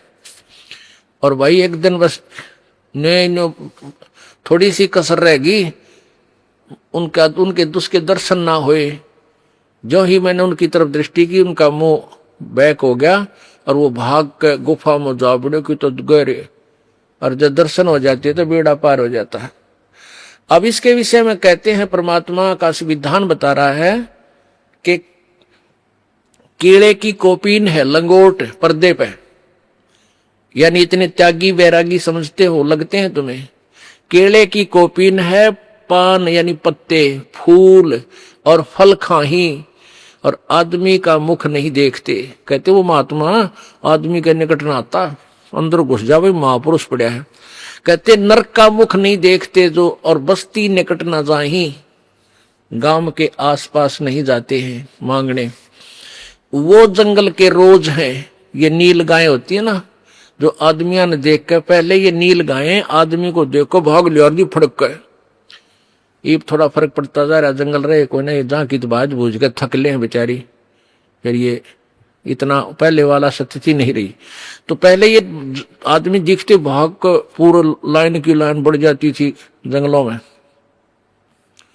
तो परमात्मा उन साधकों को, परमात्मा का विधान, उनकी अमरवाणी बताती है कि वो तो जंगल के रोज है, जो आदमियां तो बेदक का बाजे डर के, और ऐसे निस्तन फिरो उजाड़ में, वो जंगल में चाहे दिन रात धक्के खान रही हो, नो परमात्मा पावे नाही, उसके पाने की विधि न्यारी है। फिर क्या बताते हैं, डेरे डांडे खुश रहो ये खुसरे लेना मोक्ष, ध्रुव प्रहलाद पार हो गए फिर डेरे में क्या दोष। डेरा माने गृहस्थी। अब क्या बताया परमात्मा की अमरवाणी क्या बता रही है, सच्चिदानंद की घन की वाणी में विस्तार से कहे गए सारे ज्ञान, तत्व ज्ञान, जो गीता जी अध्याय नंबर 4 के श्लोक 32 में कहा, जिसके विषय में कि डेरे डंडे खुश रहो, अपने घर में गृहस्थी में आनंद से रहो, खुश रहो। यदि कोई न्यू कह है कि बालक शादी ना कराने से ही मोक्ष होगा, उसकी यह अज्ञान सिद्धांत है। भाई ध्रुव प्रहलाद को तुम पार मानते हो तुम्हारे विधान से कि ध्रुव प्रहलाद पार हो गए, और ध्रुव प्रहलाद दोनों ही घर में थे, गृहस्थी थे, इनने ब्याह करवाया, इनके बालक हुए और ये पार हुए। फिर ब्याह करवाने में यानी गृहस्थी में दोष क्या है? तरी कुछ विधि से काम लो। और यदि तुम समझते हो कि भाई शादी ना कराने मात्र से यानी स्त्री संग ना करने मात्र से ही मोक्ष है, तो तुम्हारा नंबर तो बहुत देर तक आता। ये यानी ये खुसरे नपुसंक ये तो पहले पार हो जाते तुम्हारे से। केवल एक इसी सत्र को, इसी लेवल से तुम अपने आप को सुपीरियर मानते हो, तो तुमसे सुपीरियर तो ये हिजड़े हैं। बचपन से ही चाहते हुए भी इनमें विकार नहीं हो सकता, और तुम तो कि तक काम बिगाड़ सकते हो। तो कहने का भाव ये परमात्मा का कि परमात्मा की भक्ति से खुसरे करो, और ते ब्रह्मचारी करो, और ते शादीशुदा करो। लेकिन दुराचार बुरा है तो सबका काम बनेगा, लेकिन शास्त्र अनुकूल हो। अब यहां समस्या और आ जाती है। गीता जी अध्याय नंबर 3 के प्रारंभ में ही 8-9 श्लोकों में स्पष्ट किया है कि एक तो कर्म सन्यासी, एक कर्मयोगी। कर्मयोगी जो बाल बच्चेदार गृहस्थी है, कर्म सन्यासी जिसने घर त्याग दिया, यानी काम छोड़ दिया, अपना बैठ के केवल हठ योग कर साधना पर लाग रहे। वैसे तो यदि उनकी शास्त्र अनुकूल साधना नहीं है, दोनों ही व्यर्थ हैं, अश्रेयकर, वो श्रेयकर नहीं है, अच्छी नहीं है। और फिर भी यदि शास्त्र अनुकूल साधना भी कर रहे हैं, उनमें भी मान ले उनके अंदर भी ये त्रुटि है कि मान लीजिए जैसे एक गृहस्थी वही साधना कर रहा है शास्त्र अनुकूल, और एक कर्म सन्यासी कर रहा है जंगल में बैठ कर उसी साधना, तो उन दोनों में से भी गृहस्थी फिर भी ठीक है, क्योंकि उसमें अभिमान कोई ना, अभिमान नहीं है तो कोई संत आकर के कभी ना कभी उसको ज्ञान भी दे देगा। और जिसने कर्म संन्यास कर दिया, जंगल में चला गया, बाल ब्रह्मचारी कहता अपने आप को, या वैसे बालक त्याग कर चला गया, उसमें ये सबसे बड़ा अवगुण हो जाता है कि वो मानने कौन दूसरे की अभिमानी हो जाता है। तो इनसे कहते हैं वो कर्म योगी अच्छे हैं, श्रेष्ठ हैं। श्रेष्ठ क्यों है? क्योंकि उसकी तुलना में, क्योंकि वो मान जाएंगे, भगवान की भक्ति कर लेंगे। एक बार क्या था कि अब कर्म सन्यासी और कर्म योगी की भी करना पड़ेगा, थोड़ा डिस्क्रिप्शन देना पड़ेगा, इसका विवरण सा उदाहरण। पहले ये दास ज्यादा विस्तृत से नहीं बताता था, नो खोल कर बता, भाई जैसे जिन्हें शादी नहीं करवाई वो कर्म सन्यासी है, यानी जो काम छोड़ गए। और फिर कथा आती है जैसे राजा जनक भी शादीशुदा था, बाल बच्चेदार था, यो पार हो गया, ध्रुव भी पार हो गया, प्रहलाद भी बाल बच्चेदार था, पार हुआ, गरीबदास जी बाल बच्चेदार थे, पार हुए। और ये ऐसे ऐसे जो शादी नहीं करा रहे थे, ब्रह्मचारी रहते थे, ऐसे करते थे, वो नरक गए। तो यहाँ एक भगत आ रहा है सेवा में राजस्थान से, 8-9 वर्षों से हमारे साथ ही रह रहा है। उसने ये सत्संग सुन लिया, वो केवल अपना उद्देश्य यही लेकर आया हुआ है कि मैं अपना पीछा छुड़वाऊं। उसका वैसे रामकरण नाम है, हमारे यहाँ रहता है आश्रम में। तो उसने 2-3 बार कुदरती ऐसा सूत बैठ गया, शॉर्टकट में वो बात ऐसी बतानी पड़ गई, तो उसका वहम हो गया कि भाई जो शादी करावे है वही पार होंगे, और जो शादी नहीं कराता मैं तो रह गया। फिर तो उसने सोचिया तो बात बिगड़ेगी, यानी उसका उद्देश्य जो था परमात्मा पाना चाहिए, चाहे ब्याह करवाना पड़ेगा, मैं ब्याह भी शादी भी करवाऊंगा। तो उसने एक भगत से कहा, बोला मैं तो घर जाऊंगा, और उसकी गर्दन में डिफेक्ट है, ऐसे ऐसे करता है वो हर दिन में, वो कोई या भी रजा है दाता की, भगवान का नहीं गणा लगेगा तो थोड़ा बहुत बड़ा रहता है डिफेक्ट शरीर में। तो उसने मेरे से कहा, जी रामकरण घर जान की कहे। मैंने सोचा भाई किसी बालक ने आपस में कवा सुनी होगी, या कोई अभाव बच्चे को ना होना चाहिए, यहाँ हमारे आया हुआ है, रह रहा है। मैंने उसको बुलाकर पूछा, मैं बेटा कोई दुख है, किसी ने कुछ कह दिया तेरे थे? ना जी। मैं और क्या करेगा? बोला ब्याह करवाऊंगा। भाई तेरी नाड़ तो काम करने का तो ना नो नो तेरी नाड़ करे न कमी कित पंगम पांदे है तो नो बोला जी मेरा मोक्ष ना हुआ है, हमने नो सुना है जो ब्याह करवा उसका मोक्ष होगा। अरे तरह के जब ये फिर उसको समझा बेटा उद्देश्य ब्याह से नहीं है, कर्म सन्यासी वो होता है जो जंगल में चला गया काम का हाथ और हठियों करके बैठ जाता है। आप तो आश्रम में रहकर भी कर्म योगी हो, सारा सेवा करते हो।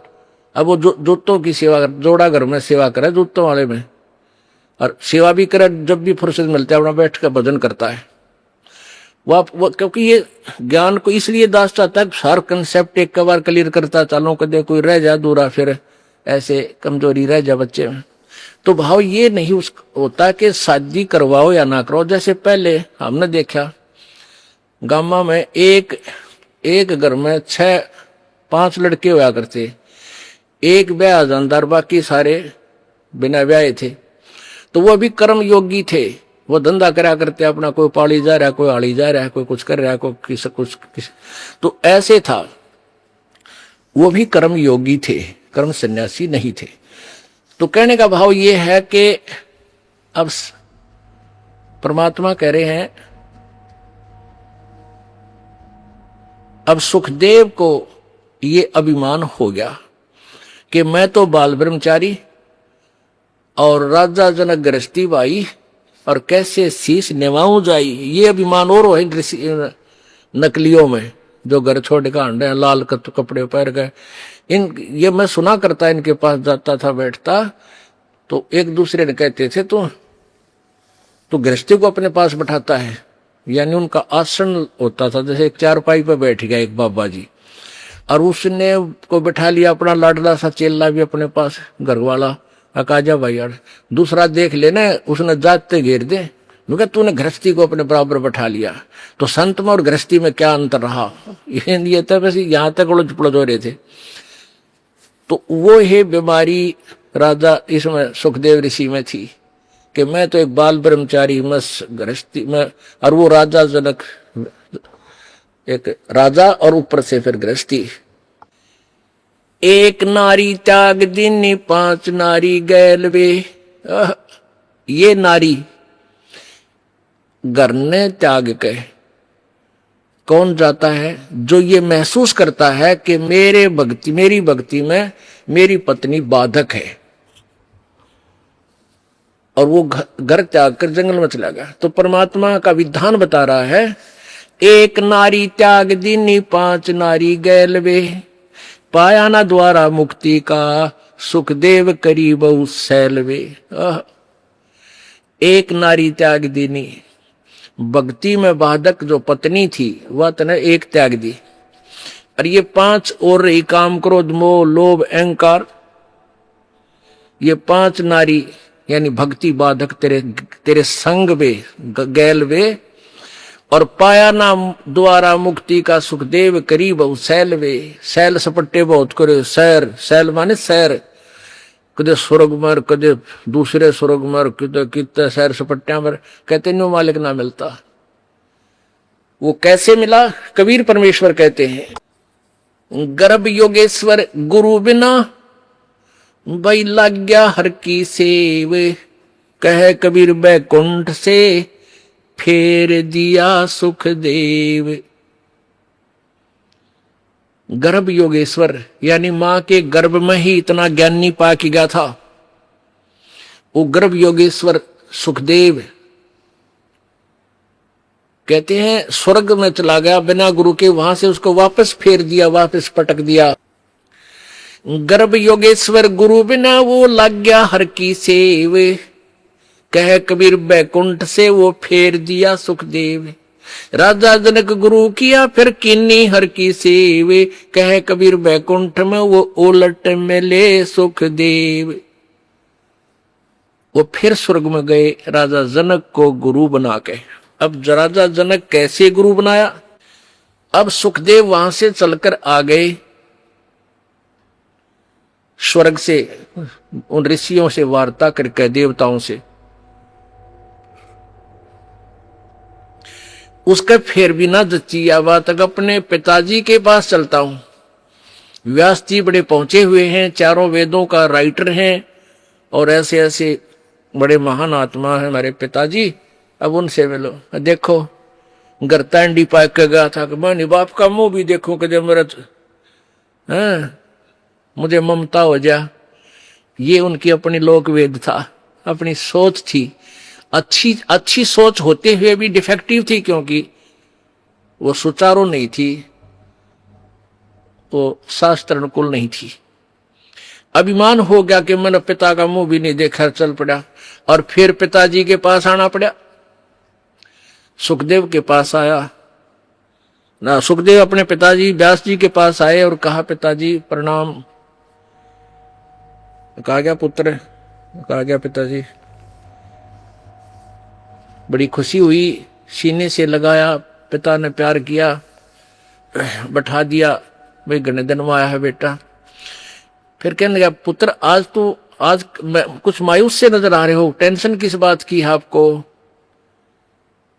अब सुखदेव ने सारी कथा बता दी, कैसे ऐसे भगवान विष्णु के लोक में गया था, उन्होंने नहीं मुझे स्वीकार किया और कहा गुरु बनाओ। और गुरु बनाने के लिए भी राजा जनक को कह दिया।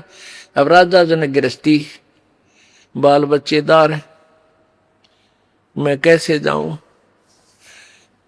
अब देखो, जब उन देवताओं के पास स्वर्ग में सुखदेव ऋषि ने यह प्रश्न किया कि भगवान ने मेरे सामने एक समस्या उत्पन्न कर दी,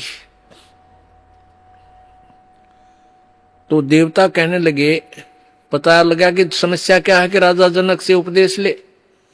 तो अब यही प्रश्न उसने अपने पिताजी से किया कि नाम तो मैं लूं पिताजी, लेकिन मेरे सामने भगवान ने एक समस्या पैदा कर दी, मेरे सामने एक समस्या उत्पन्न कर दी। तो सुखदेव उस व्यास जी के ये वचन सुनते ही हृदय में पीड़ा हुई कि बालक तो ठीक ना बोलता, यू ऋषि वाले लक्षण इसमें लग नहीं रहे, जो भगवान को न्यू क्या समस्या पैदा कर दी। भगवान समस्या पैदा करते ही कभी मन में सोचा ही था। फिर भी अपने रोक कर कहा कि क्या बात होगी पुत्र? कि भगवान ने कहा कि राजा जनक से उपदेश ले ले।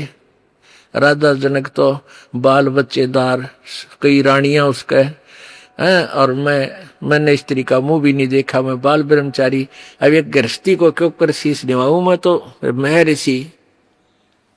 अब सुखदेव व्यास बोला, भाई तेरा जन्म किस तो हुआ है? आपसे यानी मेरे पिता और ये हमारी माता जी। फिर हम के हैं भाई, हम गृहस्थी को ना, तेन मेरे सामने क्यों शीश निभाया? फिर आके तो भाई लग गया था अच्छा बच्चा, लेकिन सुखदेव ने कुछ नहीं करी बेटा। मैं सोचू था मेरा बेटा मेरा नाम रोशन करेगा और महान बनेगा। जब इतना त्याग किया, मैंने अपने दिल पर पत्थर रखा, पुत्र के मोह में कई दिन तड़पता रहा, आहार भी नहीं किया, फिर भी ने सोची चल अपना कल्याण करवा लेगा। तो नरक में जाकर गधा बनेगा, नालायक तने करके रखा है, अभी तक तूने गुरु नहीं बनाया। और फिर ऊपर से कहता है कि भगवान ने समस्या पैदा करती, भगवान ने तो तेरी करड़ाई टाल दी, और जाकर नाम ले ले नालायक, उस महापुरुष के चरणों में गिर जा। भगवान का आदेश और भगवान पाना चाहे और उसके आदेश का पालन नहीं कर रहा है, कहाँ ठिकाना तेरा? संत ऋषि साधु किसी सतर के भी क्यों ना हो, वो बोलिया करे सुर में, नो क्या करे डोम की रोएगी तो सुर में रोएगी। तो ये हमारे जो संत साधक ऋषि जो जैसे उन्हें किसी सत्र का ज्ञान है, वो बोलिया करे एक सुर में, भाई गुरु तो बढ़ाना ही पड़ेगा। और इतना विमान भगवान का आदेश और उसी के पास जाना चाहता, और फिर गुरु ने उसका पालन नहीं करा, डबल डिफेक्ट हो गया तेरे में। अब और विकल्प ना देख के अब पहुंचा सुखदेव ऋषि राजा जनक के पास के बाद तो बिगड़ गई, क्योंकि उसका उद्देश्य तो राम परमात्मा पाना, कल्याण कराना ही था। इसलिए उसने फिर अपना वो मान भी त्यागना पड़ा। अब जिसने भगवान सी है तो धीरे धीरे सेट तो हो जाएगा, और जो कति नास्तिक है, डबल नास्तिक साकेट, उसने फिर वो समझावा कैसे। अब राजा जनक के पास पहुंचा, साधु वेशभूषा, लाल कपड़े, फिर तो सेट हो लिया था ना, ऋषि बन गया था, बड़ी बड़ी दाढ़ी और जटा। अब राजा जनक गृहस्थी था, राजा था, राजा में जैसे गीता में लिखा है ना 3 अध्याय में कि गृहस्थ कर्म योगी में अभिमान नहीं होता, इसलिए वो कर्म सन्यासी से ठीक श्रेष्ठ यानी कुछ अच्छा है। तो यही होता है गृहस्थी में, चाहे वो राजा भी हो और चाहे आम व्यक्ति है, भक्त है, परमात्मा से परिचित है विधान से, तो उसमें नम्रता होती है। आए का आदर करे और चलता निभावे शीश, और तुलसी ऐसे मीत से कोई मिलना विश्व विष। आए का आदर नहीं नाने नन में ने, तुलसी वहां ना जाइयो चे कंचन वर्षा में। ये जो तुलसी जी की जो वाणी है ये व्यवहार में ज्यादा है।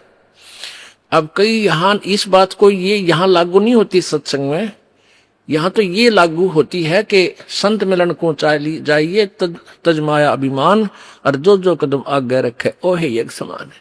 यहाँ तो कोई आदर मान अपमान करो कि ना कोई, मम संत शरण जगत जान छोई।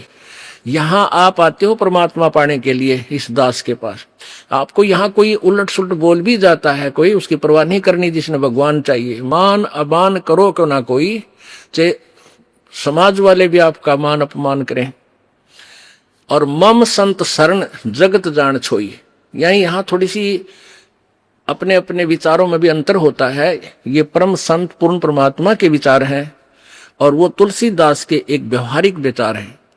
लेकिन यहां थोड़ा सा लागू होता है कि गृहस्थी के पास कोई भी आता है तो सबसे पहले प्रणाम करे। सतसाहिब, जैसे हम सतसाहिब बोलते हैं, मान ले कोई राम राम बोलता है तो उसको राम राम ही में उत्तर दे देवे। नमस्ते करता है तो नमस्ते जी, आओ बैठो, तो उसका आदर सत्कारी स्वाभाविक गुण होना चाहिए गृहस्थी में। तो ऐसे वो जो कि पहले वाले सभी में ये विद्यमान था। तो राजा जनक खड़े हो गए सिंहासन छोड़कर जब एक ऋषि जी उनके द्वार पर आए, साधु वेशभूषा वाले, और अलग से एक गद्दा तख्त सुचा साफ तक बना रखे, क्योंकि ऋषि लोग आते जाते रहते थे संतों के पास, राजाओं के पास, तो उनके लिए अलग आसन बनवा रखे थे। अच्छे कपड़े स्वच्छ धोकर रखा करते थे। नौकरों को आदेश दिया कि ऋषि जी आगे हैं और उनका आसन लगाओ अलग से, उनका अलग आसन लगवान लगे। ऋषि जी सुखदेव नौकानो नीचे बैठ गया वहीं पर। तो राजा जनक दौड़कर निकट आए, महाराज यहाँ ना बैठो, महाराज मेरा अपमान ना करो, अपमान ना करो, यहाँ बैठो। उन्होंने बोला नहीं मैं यहीं बैठूंगा। तो राजा जनक कहने लगे भाई ऐसी मेरे से क्या गलती होगी, आप रुष्ट हो ऋषि जी? कि नहीं। फिर बैठे बैठे सारी कहानी सुना दी कि मैं आपको गुरु बनाने आया हूं और आज मैं ऊपर नहीं बैठ सकता। अब सुथरे दिन आ गए, नर्म आ गया तो भगवान के निकट आ गया।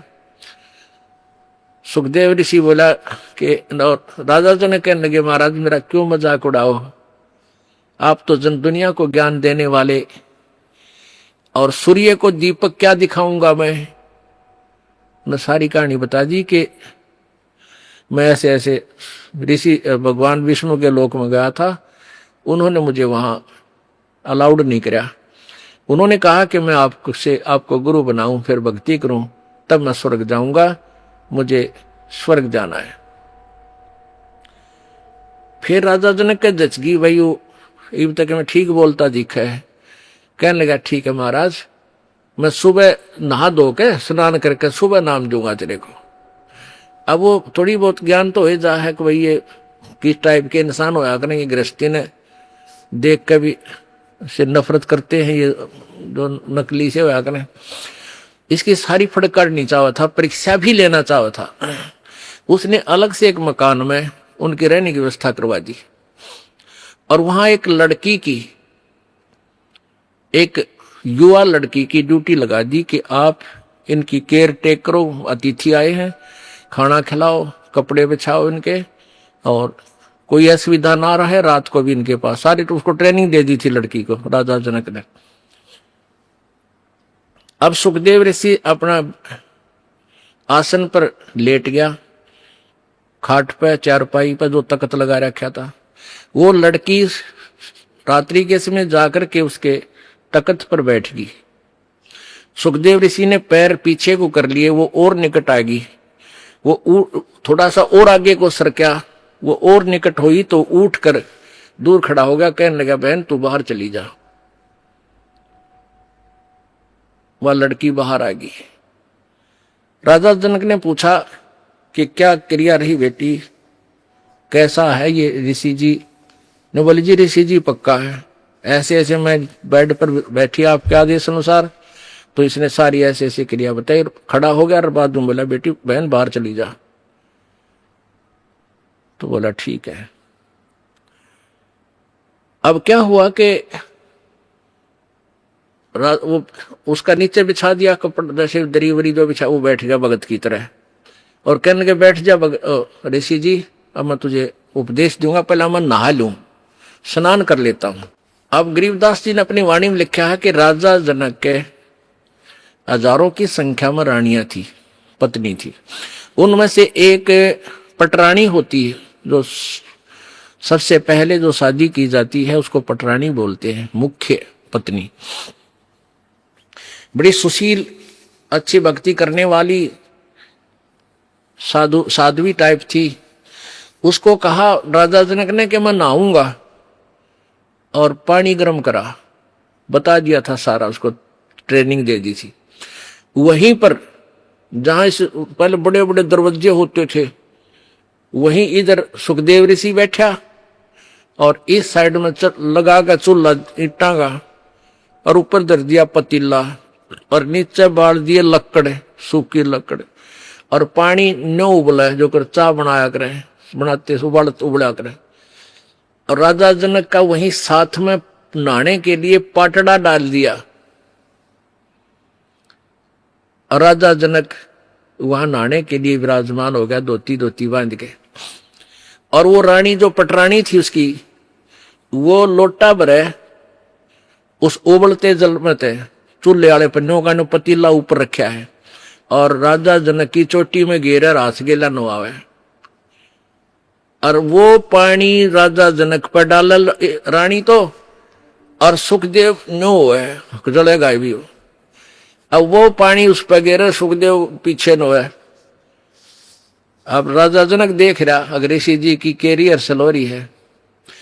राजा बिहन से देई जब तारी, और हमें स्नान करावे नारी। राजा हंसा, और जो न्यो उकड़ू है ना, तब राजा ने कहा कि सुखदेव ऋषि आप एक बार व्यास के बेटे, तो अपने आप को ऋषि माने फिरे था, बाल ब्रह्मचारी कहे था, और हम तो गृहस्थी हैं बाल। और आज जो मेरे नहाने के बाद जो पानी गटर में जा रहा है, जो नाली के अंदर से पानी बह रहा है, तो इसमें हाथ दे दे व्यास के बेटा, जब जानो तो किसा भगत है, अपने आप में ऋषि बना फिरा था। वो निकट आया, नो बोला मैं ना दू, मेरी तो सारी उंगली जल जाए, इतना गर्म आई हो। मैं इस नहाने के बाद जो जल जाता है वो 50% कम हो जाता है गर्म, और उसके बाद भी नो कहे मैं ना दू, मैं सारा जल जाऊं, दूर बैठ गया जाके।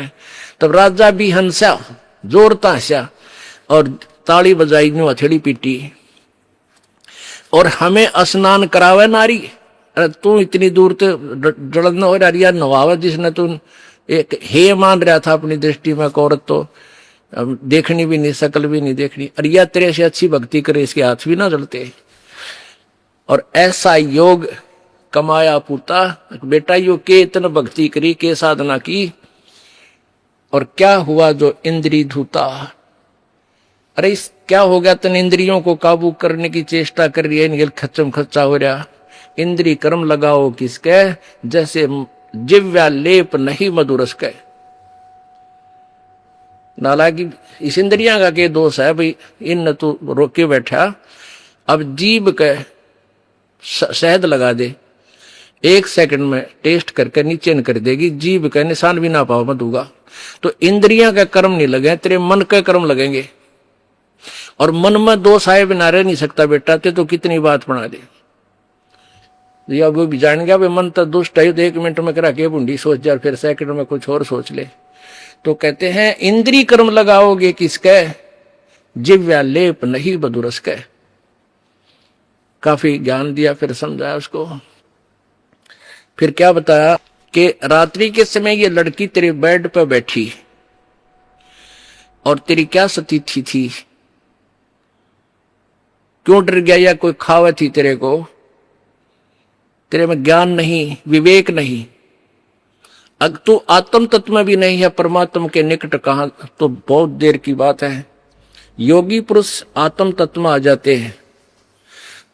स्त्री और पुरुष की आत्मा में उन्हें भिन्नता नजर नहीं आती। अगर तू थोड़ा बहुत आत्म तत्व में भी आ रहा होता तो भी तेरे अंदर ये शुक्र पैदा ना होती, और बैठ जाता, कहता जा बेटी बैठ, आओ भाई बैठो, बात परमात्मा की चर्चा शुरू करता, उसको ज्ञान सुनाने लग जाता।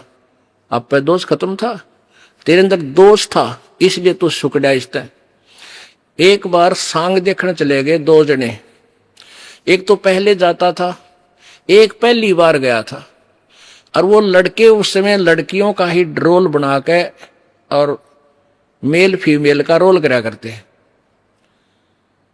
तो नाच रहे थे, कोई गा रहा था, अच्छे सुसज्जित कपड़े मेकअप कर रखी थी। तो पहली बार जो लड़का गया था वो लोग कहा दूसरे ने, देख के सुंदर लड़की, देख किसा बढ़िया नाच है। और दूसरा बोला लड़की को ना, यो लड़का है, उसका ना जच्ची आवाज है ना, तने नहीं बेरा। वो फिर शाम के समय जब वो वहां अपना समांग करके, वो ड्रामा पूरा करके, जब जहां वो रुके थे किसी चौपाल में, वहां गए। वो पहले जो सत्संग सुन, जिसने वो सांग देख रखे थे, वो अपने साथी को लेकर वहां चला गया। किसको? जो पहली बार गया था। कहां? जहां वो रुके हुए थे, उनके साथ साथ चले गए। उन बच्चों ने जाते ही वो सारा मेकअप उतार के, कपड़े निकाल के नारे नारे टांग दिए, और वो लड़के नो के नो कच्चे कच्चे में खड़े। तब उसका यकीन हुआ, जो पहली बार सांग देखने गया था, अगर तो छोरे थे, छोरी कोई ना थी। अब अगले दिन जब वो सांग देखने गया, वो नाचा भी था वो लड़का, और लड़की का मेकअप भी था, पर उसने लड़की नजर नहीं आई थी, वो लड़का दिखा था।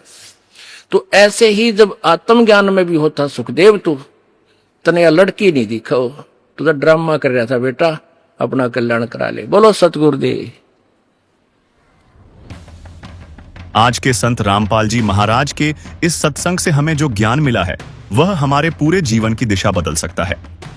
हमने देखा कि कैसे परम तपस्वी सुखदेव जी, जो आकाश में उड़ने की सिद्धि रखते थे, जो स्वयं को बाल ब्रह्मचारी मानकर गर्व करते थे, उन्हें भी स्वर्ग और विष्णु लोक से वापस लौटा दिया गया।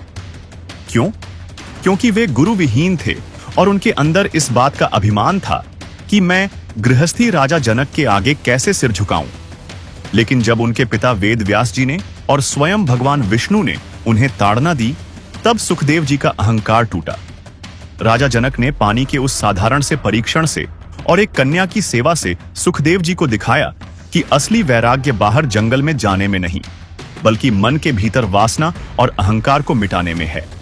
राजा जनक ने सुखदेव जी को समझाया कि केवल घर छोड़ देने या शादी न करने से कोई महान नहीं हो जाता। अगर मन में मैं ब्रह्मचारी हूं का अहंकार है, तो वह सबसे बड़ा अवगुण है। गृहस्थ में रहकर भी यदि मनुष्य शास्त्र अनुकूल साधना करता है और सद्गुरु की शरण में रहता है, तो वह निष्काम भाव से पार हो जाता है। कबीर साहिब जी कहते हैं, गर्भ योगेश्वर गुरु बिना लागा हरि की सेव, कहे कबीर बैकुंठ से फेर दिया सुखदेव। दर्शकों, जब सुखदेव जी जैसे महापुरुष को बिना गुरु के बैकुंठ से वापस लौटा दिया गया और उन्हें अपने पिछले जन्मी गद्धे की योनि का स्मरण कराकर चेतावनी दी गई, तो हमारी और आपकी क्या बिसात है। इसलिए आज का संत रामपाल जी महाराज का यह सत्संग हमें 3 बड़ी बातें सिखाता है। पहली बात, अपने जीवन में पूर्ण सद्गुरु की शरण ग्रहण करें। बिना गुरु के जप तप दान और साधना सब निष्फल चले जाते हैं। दूसरी बात, किसी भी प्रकार के धार्मिक या व्यावहारिक अहंकार, चाहे वह ज्ञान का हो, तप का हो या त्याग का हो, से बचें। भगवान और अहंकार कभी एक जगह नहीं रह सकते। तीसरी बात, इस मानव शरीर के असली उद्देश्य को समझें। रोजी रोटी और परिवार की जिम्मेदारियां निभाते हुए भी सच्चा भक्ति मार्ग अपनाएं, ताकि हमें 84 लाख योनियों के चक्कर में न भटकना पड़े। यह समय व्यर्थ गंवाने का नहीं है। जो शिक्षा आज सत्संग से हमने पाई है, उसे केवल सुनकर भूलना नहीं है, बल्कि अपने आचरण में ढालना है। सच्चे गुरु की शरण ग्रहण करिए और उनके बताए सच्चे भक्ति मार्ग पर चलिए। मर्यादा में रहिए और अपनी आत्मा के कल्याण के लिए निरंतर सच्ची भक्ति कीजिए। यही मानव जीवन का मुख्य उद्देश्य है, जिससे आत्मा का कल्याण संभव होगा। अब आपको कुछ भक्तों के अनुभव दिखाते हैं। परमात्मा कबीर परमेश्वर की शरण माने के बाद उनको कैसे सुख मिले, पहले वो कितने कष्ट से जीवन जी रहे थे और परमात्मा ने आज उनको हाथों पर रख लिया। समर्थ का शरणा गहो रंग होरी हो और कभू ना हो काज राम रंग होरी। सत साहिब दर्शकों, क्या हो जब इंसान पूरी श्रद्धा से भक्ति करता हो, लेकिन फिर भी ना तो उसकी परेशानियां खत्म हो और ना ही बीमारियां। दर्शकों, ऐसे में इंसान टूट जाता है और कई बार नशे की लत में फंस जाता है। दर्शकों, ऐसी ही कहानी थी छत्तीसगढ़ के रहने वाले विशंभर साहू जी की। इन्होंने भी हर संभव भक्ति साधना की, लेकिन ना तो इन्हें मानसिक शांति मिली और ना ही शारीरिक राहत। लेकिन इनके जीवन में एक मोड़ तब आया जब इन्होंने संत रामपाल जी महाराज से नाम दीक्षा ली, जिसके बाद इनका जीवन पूरी तरह से बदल गया और सबसे बड़ी बात, इनकी नशे की लत खुद ब खुद छूट गई। दर्शकों, जिस नशे को छुड़वाने के लिए सरकार नशा मुक्ति केंद्र खुलवाती है, अलग अलग योजनाएं बनाती है, लेकिन फिर भी असफल रहती है, उस नशे को संत रामपाल जी महाराज कैसे केवल सतभक्ति से छुड़वा रहे हैं? आखिर इसके पीछे की सच्चाई क्या है? आइए सुनते हैं विशंभर साहू जी की कहानी उन्हीं की जुबानी। नमस्कार सर। नमस्कार सर। सर, क्या नाम है आपका? विशंभर दास साहू। विशंभर जी, आप कहाँ से हैं? मैं छत्तीसगढ़, जिला राजनांदगांव, ग्राम मड़ौदा के हूँ सर। विशंभर जी, संत रामपाल जी महाराज से नाम दीक्षा आपने कब ली? मैं संत रामपाल जी महाराज से नाम दीक्षा 26/7/2015 में ली। संत रामपाल जी महाराज से नाम दीक्षा लेने से पहले क्या आप कोई भक्ति साधना भी करते थे? जी सर, मेरे पूर्वज जो भक्ति कर रहे थे, दामे खेड़ा से जुड़े हुए थे, तो मेरे जो पूर्वज थे वो भी कबीर साहब की ही पूजा कर रहे थे, उसी के जो रास्ते पे चल रहे थे, उसी को मान रहे थे। सर, जैसे कि आपने बताया कि दामा खेड़ा पंथ से आप जुड़े हुए थे, छत्तीसगढ़ को कबीर पंथियों का गढ़ माना जाता है और आप पहले से ही दामा खेड़ा पंथ में थे जो एक कबीर पंथी हैं, और फिर आप संत रामपाल जी महाराज की शरण में किस कारण से आए? उसका कारण तो बहुत सारा है सर, मैं विस्तार से बताना चाहूँगा। जिस प्रकार से लोग भक्ति कर रहे थे, हम भी उसी में चल रहे थे, लेकिन भक्ति करते करते इतने तकलीफ आ गए कि खाने के लिए भी लाले पड़ गए। मुझे बहुत सारा कर्जे में डूब गया, तो कर्जे में डूबते जा रहे थे। फिर अचानक एक भगत जी है, रघुवीर दास, मेरा भतीजा है, वो बोला चलो चाचा, संत रामपाल जी महाराज का आश्रम खुला हुआ है छत्तीसगढ़ में, भुरका भाट सुरेगांव में, तो वहाँ जाते हैं। मैं सोचा, मैं तो अभी भी कबीर साहब का भक्ति करता हूँ, तो वो लोग बताता था कि भाई ये भी कबीर साहब का ही ज्ञान बताता है, एक बार जाकर देखो तो सही। फिर उनके साथ मैं भी जाने के लिए तैयार हो गया। मैं सिर्फ इस कारण से गया था कि वहाँ यहाँ जो मंत्र दिया हुआ है, जो दामे खेड़ा से मंत्र प्राप्त किया था, वो तो कुछ इसको जाप करना है, क्या नहीं करना, कुछ नहीं बताया, लेकिन मैं वही उसी कारण वहाँ गया कि ये क्या मंत्र देता है, ये भी कबीर पंथी है तो अलग से कोई मंत्र देता है क्या, ये जानने के लिए मैं सिर्फ गया वहाँ पे। भुरका भाट सुरेगांव संत रामपाल जी महाराज का नामदान केंद्र है, खुला था वहाँ पे। तो वहाँ जाने से अब सब लोग जैसी दंडवत करते हैं, अभी तो हम भगत बने तो मालूम पड़ा कि जो भगत है उसको ऐसा दंडवत करना है, इस प्रकार से पूजा प्रतिष्ठा करना है, लेकिन उसमें हम जुड़े हुए थे तो कोई मर्यादा नहीं था। वहाँ गए तो फिर देखा तो अचंभित लगा कि लोग ऐसे दंडवत करते हैं, हम भी संकोच में दंडवत किया। फिर चलो ले लेते हैं नाम, आ गए हैं तो देख लेंगे, अगर जमेगा तो करेंगे। संत रामपाल जी महाराज से नाम दीक्षा प्राप्त करके घर आया। सर, फिर आपने संत रामपाल जी महाराज से नाम दीक्षा ली तो आपको कोई लाभ भी मिले? लाभ तो बहुत सारा मिले सर। जिस प्रकार पहले आपको बताया कि बहुत ही मेरे ज़िंदगी में गर्द था, नशा वगैरह बहुत सारा चीज़ था और दुख तो बहुत पहाड़ के जैसा था। तो पहले मैं नशा करता था, तो नशा के वजह से ज़मीन डूब गया, शरीर में तकलीफ आने लग गया, परिवार में कलह कैसे मचने लग गया। दामे खेड़ा के जो दिए थे, वह जो भी दिए था, जो भी भक्ति था, वो भक्ति में ना तो गुरु में शब्द में ताकत था, ना कुछ था।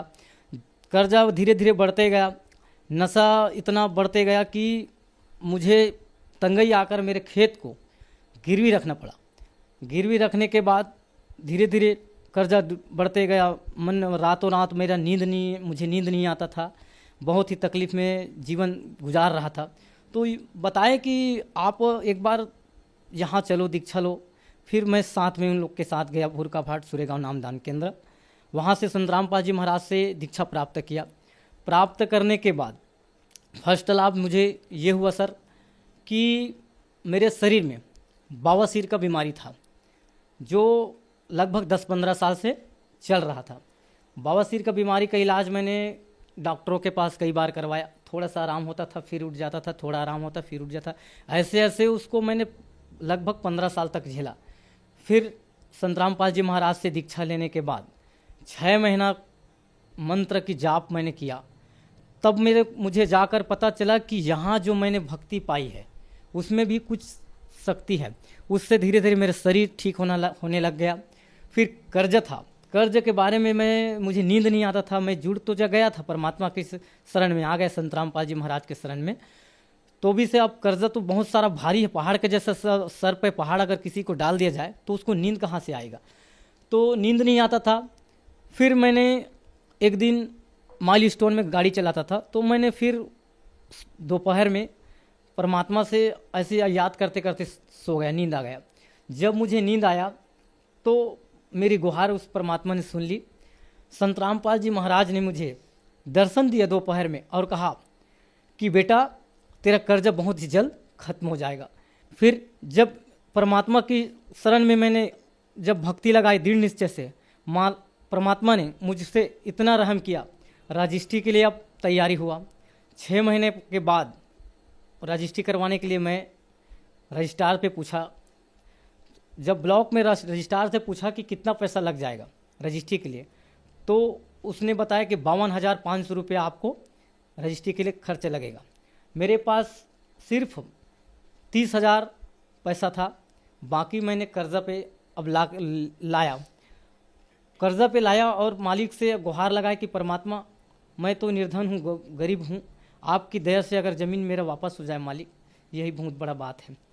फिर मालिक से दंडवत करके हम लोग रजिस्ट्री करवाने के लिए निकल गए। वहाँ रजिस्ट्रार पे पहुँचा, मालिक से दुआ मन ही मन संत रामपाल जी महाराज से दुआ मांगता था कि परमात्मा जिस कर्जा में डूबा हूँ उसी कर्जा में फिर से पैसा लाया हूँ, परमात्मा रहम करना। फिर मालिक ने ऐसा रहम किया कि वहाँ रजिस्ट्रार में जाने के बाद मैं पूछा कि भैया यहाँ कितना पैसा लग जाएगा, अगर कम पड़ जाएगा तो मैं पैसा लेके आया नहीं हूँ। तो सामने वाले बोले, रजिस्ट्रार में जो बैठते हैं वो बोले कि एक बार मैं चेक कर लेता हूँ। चेक करने के बाद बताया कि आपको सिर्फ 32,200 रुपये लगेंगे, बाकी पैसा आपका बच जाएगा। परमात्मा की इतना कृपा बना कि 32,200 रुपये में मेरा रजिस्ट्री हो गया। बाकी जो कर्जा में लाया था वो पैसा मैंने वापस कर दिया। और एक बार खेत से आ रहा था, मेरे छोटी वाली गुड़िया थी, उसको मैं गाड़ी में बैठाया था। गुड़िया जो है गाड़ी के इस पार पलट गया, पलटने से उसके हड्डी यहाँ का टूट गया। हड्डी टूट जाने के बाद फिर एक खैरागढ़ में डॉक्टर भी है और वैद्यराज भी है, तो उनके पास मैं लेके गया। सभी लोग अब उनके पास जाते हैं, इसलिए मैं उसके पास चला गया। जाने के बाद उनको इलाज कराने के लिए तो वहाँ पे पूछा कि भैया आप ओझा काम थोड़ी करते हो, तो बोलते हैं कि मैं डॉक्टर भी हूँ और ओझा भी हूँ।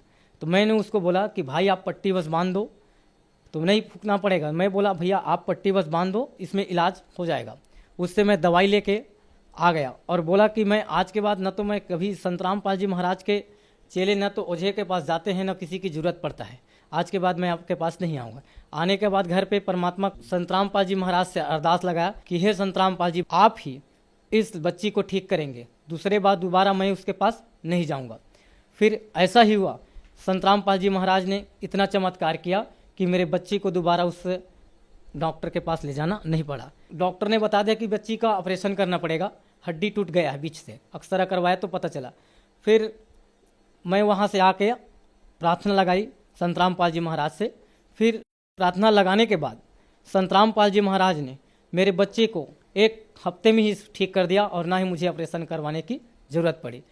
उसके बाद मेरी पत्नी जो स्कूल में काम करती थी खाना बनाने की, मध्याह्न भोजन की, उसको अचानक थनोटी घाव बोलते हैं, कैंसर बोलते हैं, वो कैंसर हो गया। कैंसर उठ जाने के बाद अब हम चिंतित में पड़ गए कि भाई भक्ति तो कर रहे हैं, कहीं ना कहीं हमारा कर्म खराब है। तो स्कूल में जाते थे तो कई लोग उनको बोलते थे कि आप एक काम कीजिए, आप झाड़ फूक करवा लो, उसमें ख़त्म हो जाएगा। कई लोग बोलते थे कि यार इसको ऑपरेशन करवाना पड़ेगा। डॉक्टर के पास वो गया तो वो डॉक्टर भी बोले कि ऑपरेशन करवाना हुआ है। फिर मैंने संत रामपाल जी महाराज का जो आसन लगाया हुआ है घर पे, उससे मैं दंडवत करके और मेरे पत्नी ने दंडवत करके रोया और कहा कि हे परमात्मा, हमें किसी और के पास जाना ना पड़े, आप ही हमारे सर्वधारी हो, आप ही हमें बचाओगे। ऐसा करके दंडवत करके परमात्मा से अर्जी लगाई। उसके बाद हम डॉक्टर के पास गए। डॉक्टर के पास जाने के बाद डॉक्टर ने बोला कि एक काम कीजिए, मैं इसको दवाई दे देता हूँ, दवाई अगर दे देता हूँ ठीक हो जाएगा तो ऑपरेशन करवाना नहीं पड़ेगा। फिर मालिक की दया से, संत रामपाल जी महाराज की दया से 200 रुपये का दवाई लाखों की काम कर गई। ना तो मुझे ऑपरेशन करवाना पड़ा जो बोल दिया था, और वो 200 रुपये का दवाई संत रामपाल जी महाराज के साथ भक्ति करने से पूर्ण रूप से मुझे लाभ हुआ। और खेती बाड़ी में बहुत सारा बरकत दिया परमात्मा ने। संत रामपाल जी महाराज के शरण में आने के बाद मेरे जो खेती में बहुत ही कम धान और चने का उपजाऊ होता था, आज के डेट में संत रामपाल जी महाराज ने मेरे जीवन में इतना खुशियाँ भर दी कि मैं पैसों के लिए तंगाई होता था, आज उस चीज़ का मुझे नहीं है। और संत रामपाल जी महाराज की कृपा से आज पूरी तरह से मेरे ज़मीन पूरा उपजाऊ बना दिया। और लोग कहते भी हैं कि अब तुम्हारा जीवन अलग हो गया, अब तो तुम हम सब से अलग हो गए। ऐसे करके गांव वाले जो हमारे जगत के भाई बहन हैं वो लोग हमको बताते हैं। सर, संत रामपाल जी महाराज से नाम दीक्षा लेने के बाद आपको बहुत सारे लाभ मिले। सर, यहाँ पे एक सवाल उठता है कि आपने दामाखेड़ा पंथ से नाम दीक्षा ले रखी है, और दामाखेड़ा पंथ बहुत पुराना कबीर पंथ है, और संत रामपाल जी महाराज जी भी कबीर पंथी हैं, तो आपको दामाखेड़ा पंथ से लाभ नहीं हुआ, संत रामपाल जी महाराज से लाभ हुआ, ऐसा क्यों? संत रामपाल जी महाराज जो भक्ति बताते हैं शास्त्रों की अनुकूल, गीता जी में लिख खोल के दिखलाते हैं, बाइबल से दिखलाते हैं। दामे खेड़े वाले जो लोग कहते हैं कि हम धर्मदास के पूता हैं करके, वो लोग यथार्थ भक्ति नहीं बताते। कबीर सागर में जो 11 भाग का कबीर सागर है, उसमें लिख दिया है कि धर्मदास तुम्हारा वंश अज्ञाना और भूले जीव न जावे ठिकाना। और इसी चीज़ को पे जब चर्चा होते हैं दामे खेड़ा वाले लोगों से, अभी भी हम चर्चा जब करते हैं, हमारे भाई जो हम खुद जुड़ा हुआ है, हमारा बड़ा भाई, वो फूक झाड़ भी करते हैं और दामे खेड़ा वाले भी से भी जुड़े हुए हैं। उनसे जब हमारा चर्चा होता है कभी कभार, तो वो बोलते हैं कि तुम्हारे गुरु तो कुछ और बताते हैं, हमारा गुरु जो है वही सच्चा गुरु है, तुम्हारे गुरु तो काल का दूत है बोलते हैं। लेकिन हम लोग को समझ आया कि जब बीत जाए कलयुग 5505 तब मेरा वचन होगा साचा। ऐसा करके कबीर सागर में लिखा रखा है। सर, संत रामपाल जी महाराज से नाम दीक्षा लेने के बाद आपको बहुत सारे लाभ प्राप्त हुए, तो संत रामपाल जी महाराज से नाम दीक्षा कैसे ली जा सकती है? संत रामपाल जी महाराज से जुड़ने के लिए अनेकों चैनल टीवियों पर सत्संग आते हैं, उन पर पीला पट्टी चलते हैं, उस पट्टी पर नंबर आते हैं, उस पर कॉल करके कॉन्टेक्ट करके अपना नाम दीक्षा प्राप्त कर सकते हैं। धन्यवाद सर। सर साहब, तो पुण्यात्माओं, आपका कर्तव्य बनता है, कहते हैं आप तेरे जगतार ही, आपका तो कल्याण निश्चित है यदि मर्यादा में रहोगे और भक्ति करते रहोगे, आपका और आपके परिवार का तो कल्याण निश्चित है। लेकिन आपका ये भी कर्तव्य बनता है, फर्ज बना है, भूले न राह बतावे, जिसको ज्ञान नहीं है, भटक रहे हैं, उनको कोशिश करें समझाने की, लेकिन प्यार से। किसी को आप समझाने की चेष्टा करोगे, उसको एक बार तो कड़वा लगेगा। आपको भी ऐसा ही महसूस हुआ होगा प्रारंभ में, हमें भी ऐसा ही लगा था। जैसे गोरखनाथ जी को परमात्मा ने कहा था, गोरखनाथ मैं सबका गुरुआ, मैं सबका गुरु हूं पूरे विश्व का। तो गोरखनाथ जी कह रहे थे, आपका तुमरा वचन मोह लाग गए कड़ुआ। आप जो कह रहे हो ना अपने आप को, मैं सबका मार्गदर्शक हूं, गुरु हूं, ये बात मुझे अच्छी नहीं लगती, कड़वी लगती है, बुरी लगती है। तब परमेश्वर ने कहा था कि कड़वा लगे सो मीठा होई, हमरी बात पतीजा जोई। हमारी बात पर विश्वास करोगे तो आज जो आपको कड़वा लग रहा है एक दिन मीठा होगा।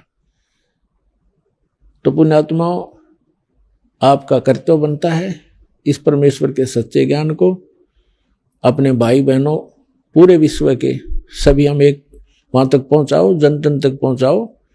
हम सभी एक परमात्मा के बच्चे हैं हम अपनी अनजानपने में भिन्न भिन्न हो गए, गलत गुरुओं ने हमें बांट दिया, तो हम फिर एक हो सकते हैं।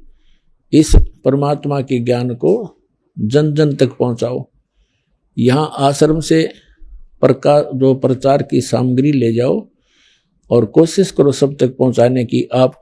आपको एक और विशेष उपकार होगा। आत्म प्राण उद्धार ही ऐसा धर्म नहीं और एक जीव को काल के उस पाड़े ते छुटवा के सतलोक आश्रम में जोड़ने का इतना पुण्य होगा जैसे करोड़ गऊओं को कसाई से बचाने का एक पुण्य होता है।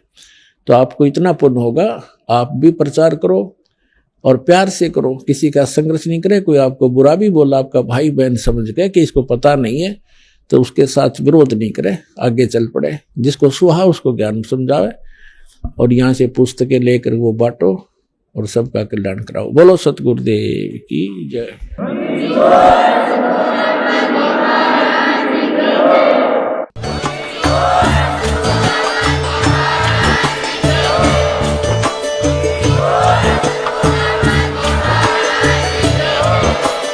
आप सुन रहे थे जगत गुरु तत्वदर्शी संत रामपाल जी महाराज जी के मंगल प्रवचन। अधिक जानकारी के लिए विजिट कीजिए हमारी वेबसाइट www.jagatgururampalji.org। संत रामपाल जी महाराज जी के शुभ आशीर्वाद से पूरे विश्व भर में 500 से भी ज्यादा नाम दीक्षा केंद्र हैं, जिन पर संत रामपाल जी महाराज जी द्वारा ऑनलाइन निःशुल्क नाम दीक्षा दी जा रही है। अपने नजदीकी नाम दीक्षा केंद्र का पता करने के लिए संपर्क करें 8222880541।